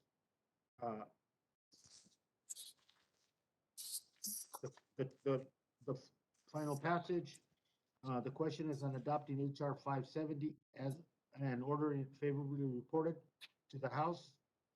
Members in favor will unmute and indicate by saying aye. Aye. Aye. Aye. Aye. Aye. Aye. All those opposed indicate by saying no. No. No. No. The opinion of the chair is the ayes have it, and the bill is adopted. Chairman, I request to record a vote. Recorded vote has been requested, and the clerk will please call the roll. Mr. Grijalva? Grijalva votes aye. Mr. Grijalva votes aye. Mr. Westerman. No. Mr. Westerman votes no. Mrs. Napolitano. Aye. Mrs. Napolitano votes aye. Mr. Young. No. Mr. Young votes no. Mr. Costa. Costa, aye. Mr. Costa votes aye. Mr. Gomert. No. Mr. Gomert votes no. Mr. Sablan. Gregorio Kilili Kamatsu Sablan. Aye. Mr. Sablan votes aye. Mr. Lamborn. Lamborn votes no. Mr. Lamborn votes no. Mr. Huffman. Aye. Mr. Huffman votes aye. Mr. Whitman. Mr. Lowenthal. Lowenthal votes aye. Mr. Lowenthal votes aye. Mr. McClintock. Mr. Gallego. Gallego votes aye. Gallego votes aye. Mr. Gallego votes aye. Mr. Gosar. Mr. Neguse. Aye. Graves no. Mr. Neguse votes aye. Mr. Graves. Mr. Graves votes no. Mr. Levin. Aye. Mr. Levin votes aye. Mr. Heiss. No. Mr. Heiss votes no. Ms. Porter. Mrs. Radawagon. Radawagon, nay. Mrs. Radawagon votes no. Ms. Leger Fernandez. Teresa Isabel Lucero Leger Fernandez votes yes. Ms. Leger Fernandez votes aye. Mr. Webster. Yes. Mr. Webster. Ms. Stansberry. Webster votes nay. Mr. Webster votes no. Ms. Stansberry. Stansbury is a yay on final passage. Ms. Stansberry votes aye. Ms. Gonzalez Colon. Gonzalez Colon is a no. Ms. Gonzalez Colon votes no. Ms. Velasquez. Velasquez votes yes. Ms. Velasquez votes aye. Mr. Falter. Coulter votes no. Mr. Falter votes no. Ms. DeGette. Get votes aye. Ms. DeGette votes aye. Mr. Stauber. Stauber votes no. Mr. Stauber votes no. Ms. Brownlee. Ms. Brownlee votes aye. Mr. Tiffany. Mrs. Dingle. Dingle votes aye. Mrs. Dingle votes aye. Mr. Carl. Carl votes no. Mr. Carl votes no. Mr. McEachin. McEachin on this great piece of bipartisan legislation votes yay. Mr. McEachin votes aye. Mr. Rosendale. Rosendale, on the record, no. Mr. Rosendale votes no. Mr. Soto. Soto votes yes. Mr. Soto votes aye. Mr. Moore. Mr. Moore votes no. Mr. San Nicolas. Ms. Harrell.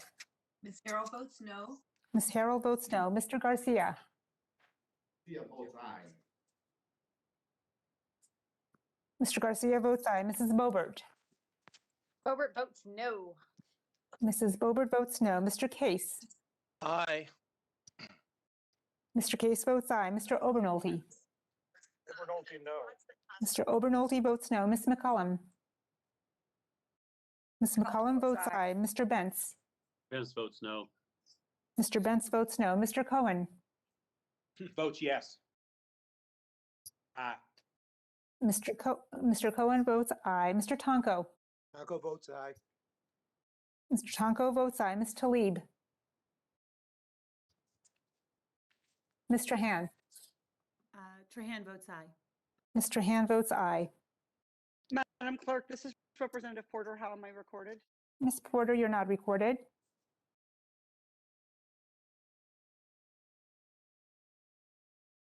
Ms. Porter?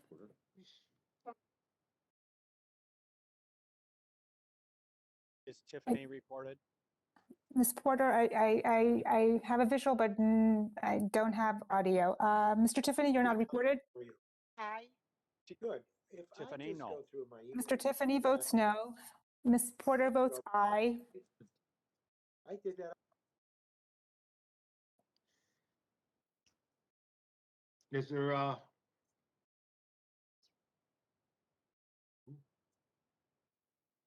Mr. Chair, how is Talib recorded? Ms. Talib, you're not recorded. I may, if I may, I would like to vote yes. Ms. Talib votes aye.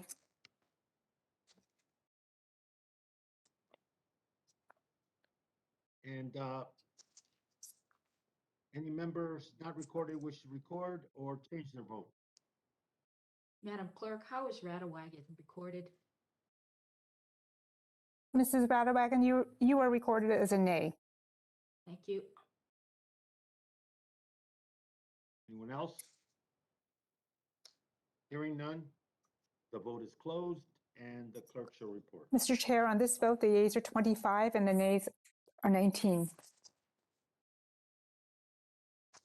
The ayes have it, and the bill is adopted and ordered favorably reported, and the motion to reconsider is laid on the table. Calling, the item now for consideration is HR 160 offered by Representative Soto. I ask unanimous consent that the subcommittee on water, oceans, and wildlife be discharged from further consideration of the bill, and without objection, the bill will be considered as read and open to amendment at any time. Now let me recognize the author of the legislation, Representative Soto. You're recognized for 5 minutes to speak to that legislation. Thank you. We have a truly bipartisan bill to help protect reefs across this nation. Thank you, Chairman Grijalva, for agending it. Thank you to Ranking Member Westerman for your positive comments. And I want to note we'll be supporting Representative Gonzalez Colon's amendment that you had mentioned in your opening remarks. I want to thank all the members on the committee who represent territories and areas of reefs, including Representative Gonzalez Colons and Nicholas Radewagen, my fellow Floridian, Daniel Webster, Plaskett, Case, and others who have been huge supporters of this. Most of the Florida delegation on both sides of the aisle are supportive of this bill as well. I want to thank the Florida Department of Environmental Protection as well as Senators Rubio and Schatz in the Senate. We know our coral reefs are under attack by ocean acidification, warming seas caused by a myriad of things, from climate change to wastewater pollution to development to lack of funding to rebuild reefs. And these in turn are causing our reefs to become more vulnerable to coral bleaching, to stony coral tissue loss, disease, among others. It's affecting our quality of life. It's affecting our environment. It's affecting fisheries and so many other things that we hold dear together in a bipartisan fashion. The Florida Reef, for example, was vibrant through the 1980s. And then by 1983 onward, we started seeing widespread cause of rapid mass mortality events, both there in the Virgin Islands and Puerto Rico, massive bleaching starting in the 80s. We established a sanctuary in 1990 in the Florida Keys. We even have created artificial reefs, like has been discussed earlier by Representative Carl. And we now have 7 Atlantic species of coral that are federally threatened. And so that's why our senators, our members of Congress from Florida and from Hawaii, from the territories, and so many other states are coming together in a bipartisan fashion. The Restoring Resilient Reefs Act reauthorizes the Coral Reef Conservation Act, which expired nearly 15 years ago. It maintains the NOAA Coral Reef Program while introducing overdue improvements to coral management and restoration efforts and giving new and innovative tools to partners who are closest to the crisis: states, territories, tribes, communities, and universities. More specifically, there's a 5-year authorization to explicitly focus on restoration activities. The program currently funded at $33 million for 2021, but without further direction from Congress. This is something where we as a body need to reassert our vision. It creates a block grant program where states and territories can receive matching funds. In addition, there's intergovernmental partnerships for key water infrastructure upgrades, pollution mitigation, and regrowing reefs, including the Coral Stewardship Partnership, private partnerships for sharing research, and authorizes a U.S. Coral Reef Task Force to make sure that public feedback continues to happen. In addition, we'll establish a streamlined set of guidelines for action plans. These action plans will focus on restoration.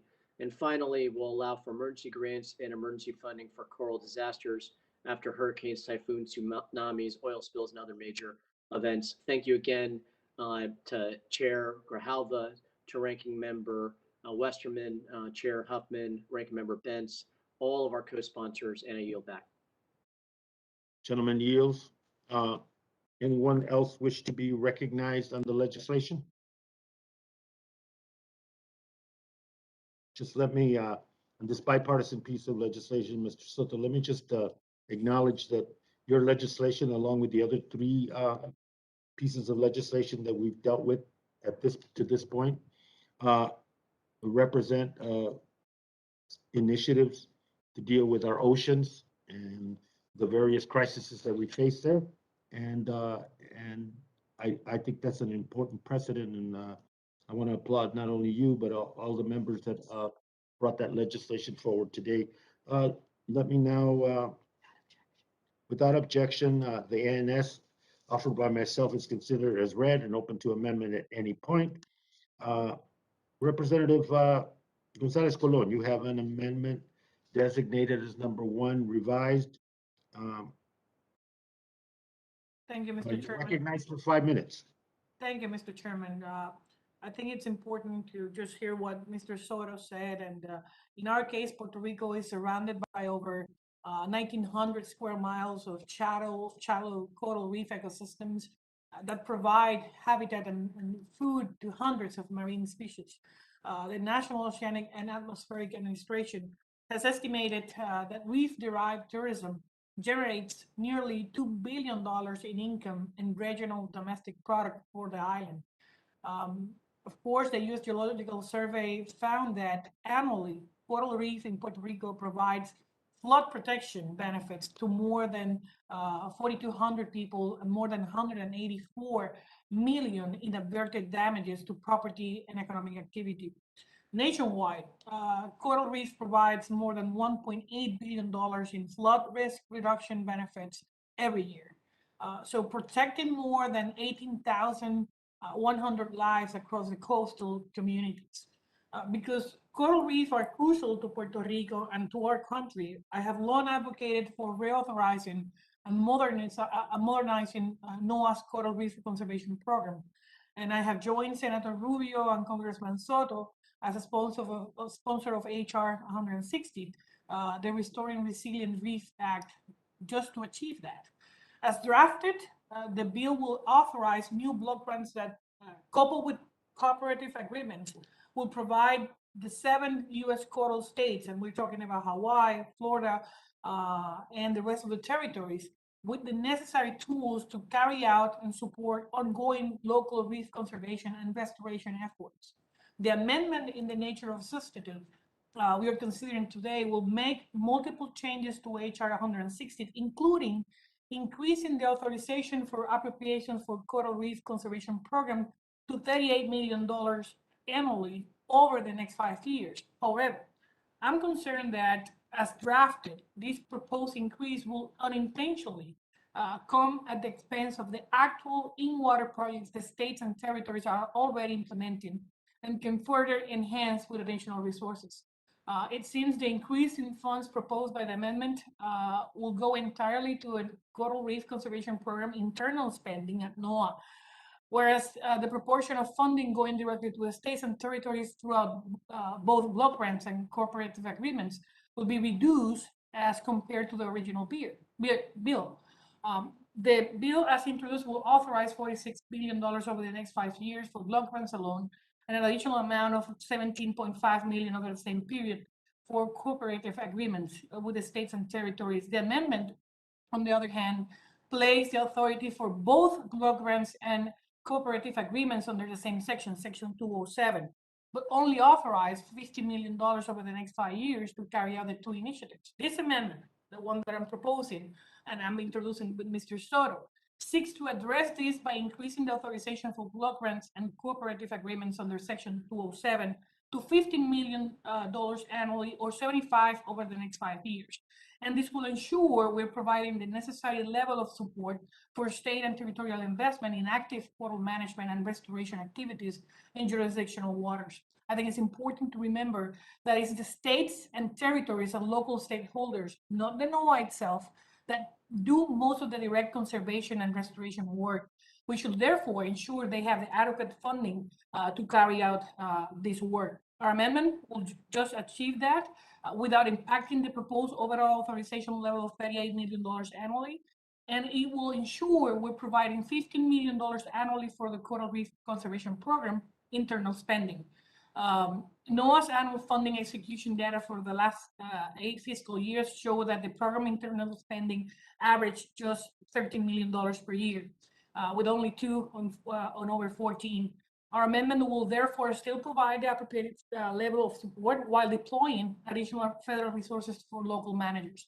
I urge our colleagues to support this bipartisan amendment and ensure we're supporting the closest to the crisis and threats facing America's coral reef, the states, territories, and the local communities.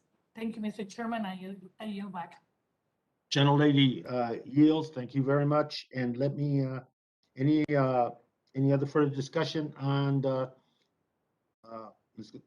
Representative Gonzalez Colon's amendment? If not, Chairman, it's Westerman. amendment number, Mr. Westerman, you're recognized. Thank you, Mr. Chairman, and support the gentlelady's amendment, which, this bill started out very much bipartisan bill with 33 co-sponsors, 17 Republican, 16 Democrat, and I appreciate Representative Soto and Gonzalez Colon's efforts in constructing a bipartisan bill, and their bipartisan amendment also will make the ANS, we get it back to a bipartisan position. So I support the amendment, which would ensure that states and territories receive an equitable share of the money being authorized here. As has been mentioned, the purpose of the bill is to get grants to states and territories where the work's actually happening. The way the ANS is written, it would send more money to NOAA's headquarters in Silver Spring, Maryland, which is not where coral reefs are being protected. This amendment is supported by the Florida Department of Environmental Protection, by Congressman Webster of Florida, Congresswoman Radewagen of American Samoa, and many others. It's a common sense improvement to the ANS, and I urge my colleagues to support the amendment, and I yield back. Anyone else wish to be recognized on the amendment?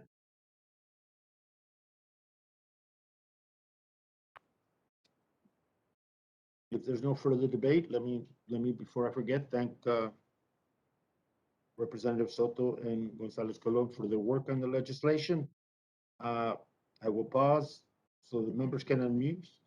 The question is on the amendment number 1 by Gonzalez Colon, revised to the ANS. All those members in favor indicate by saying aye. Aye. Aye. Aye. All those members opposed indicate by saying no. In the opinion of the chairs, the ayes have it, and the amendment is agreed to. Are there any other amendments? If there are no further amendments, the question is on adopting the ANS as amended. I will pause so the members in favor can unmute. All those in favor indicate by saying aye. Aye. Aye. Aye. Aye. All those, thank you. All those opposed indicate by saying no. In the opinion of the chair, the ayes have it, and the ANS is adopted as amended. Question is on adopting the bill as amended and ordering in favor reported to the House. I will pause so the members in favor can unmute.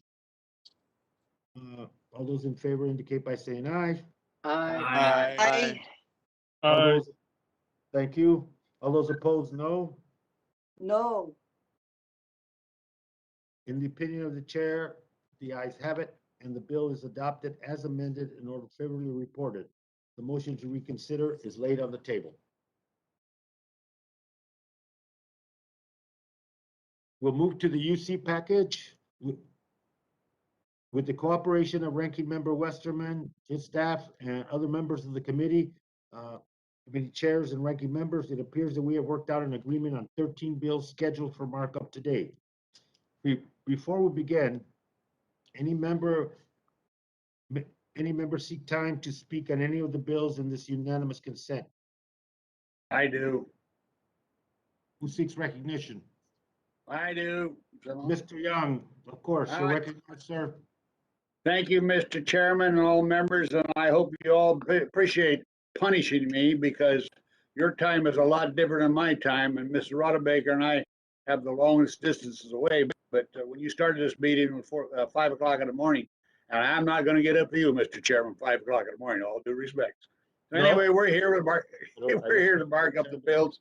I want to thank you for my Southeast HR 442. Simple bill. We transfer land for health purposes. As everybody supports it, it's well supported in the community. I thank you for taking this bill up. My second bill, which I have great pride in, is the Indian Buffalo Management Act.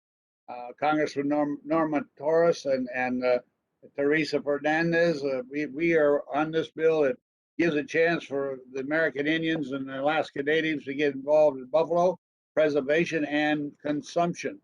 It is a source of food and also a heritage for the great nation of the United States. So I urge the passage of these two bills. I'm glad you reached this agreement. It's a good example of what you can do bipartisanly. And I am proud of the fact to be sponsored, but to have the support of the committee. I thank you, Mr. Chairman. I yield back. Thank you. Thank you, Representative Young. And let me now, any other member wish to be recognized on the bills that we're 13 pieces of legislation we're considering under UC? As we've done before, I'll make a single UC motion to discharge the agreed upon bills. I ask unanimous consent that the Subcommittee on National Parks, Forests, and Public Lands be discharged from further consideration of HR 1286, the Southern Campaign of the Revolution National Heritage Corridor Act, HR 2024, the Southern Maryland National Heritage Area Act, 2107, Nation's Oldest Port National Heritage Act, HR 3222, the Alabama Black Belt National Heritage Act, and HR 3670, the SOAR Act. I also ask unanimous consent the Subcommittee on Indigenous Peoples of the United States be discharged for further consideration of HR 442, the Southeast Alaska Regional Health Consortium Land Transfer, HR 897, the Agua Caliente Land Exchange Fee to Trust Confirmation Act, HR 1975, the Pala Band of Mission Indians Land Transfer Act, HR 2074, the Indian Buffalo Management Act, HR 2088, the Eastern Band of Cherokee Historic Lands Reacquisition Act, HR 2930, the Stop Act of 2021, HR 4881, the Old Pascua Community Land Acquisition Act, and HR 5221, the Urban Health Indian Confer Act. Without objection, so ordered. I now ask unanimous consent that the following bills be adopted and ordered favorably reported as described to the House of Representatives. HR 442, HR 897, HR 1286 with an NS offered by myself and a second degree amendment by Mr. Westerman. HR 1975, HR 2024 with an NS offered by myself and a second degree amendment by Mr. Westerman. HR 2074 with an amendment, Young number 1 revised. HR 2088, HR 2107 with an ANS offered by myself and a second degree amendment, Westerman number 1. HR 2030 with an amendment, Ledger Fernandez number 1, 2930, excuse me. HR 3222 with an ANS offered by myself and a second degree amendment by Mr. Westerman. HR 3670, an amendment with an amendment, Moore number 1. HR 4881 and HR 5221. Without objection, so ordered. Without objection, the motions to reconsider is laid on the table, and without objection, the long title of HR 2086 is amended. 1286. We're done. Thank you so much. All members shall have 2 days in which to file supplemental, additional, minority or dissenting views. I ask unanimous consent that the staff be allowed to make necessary technical and conforming changes to the bills or to report it today, subject to the approval of the minority. I also ask unanimous consent that for any bill ordered reported today with amendments, that the bill be considered reported as an amendment to strike out all after the enacting clause and insert the text of the bill with its perfecting amendments adopted by committee. Without objection, so ordered. And let me thank the ranking member Westerman, other members of the committee, committee chairs, and subcommittee chairs. There's no further business. Thank you so much. Committee is adjourned.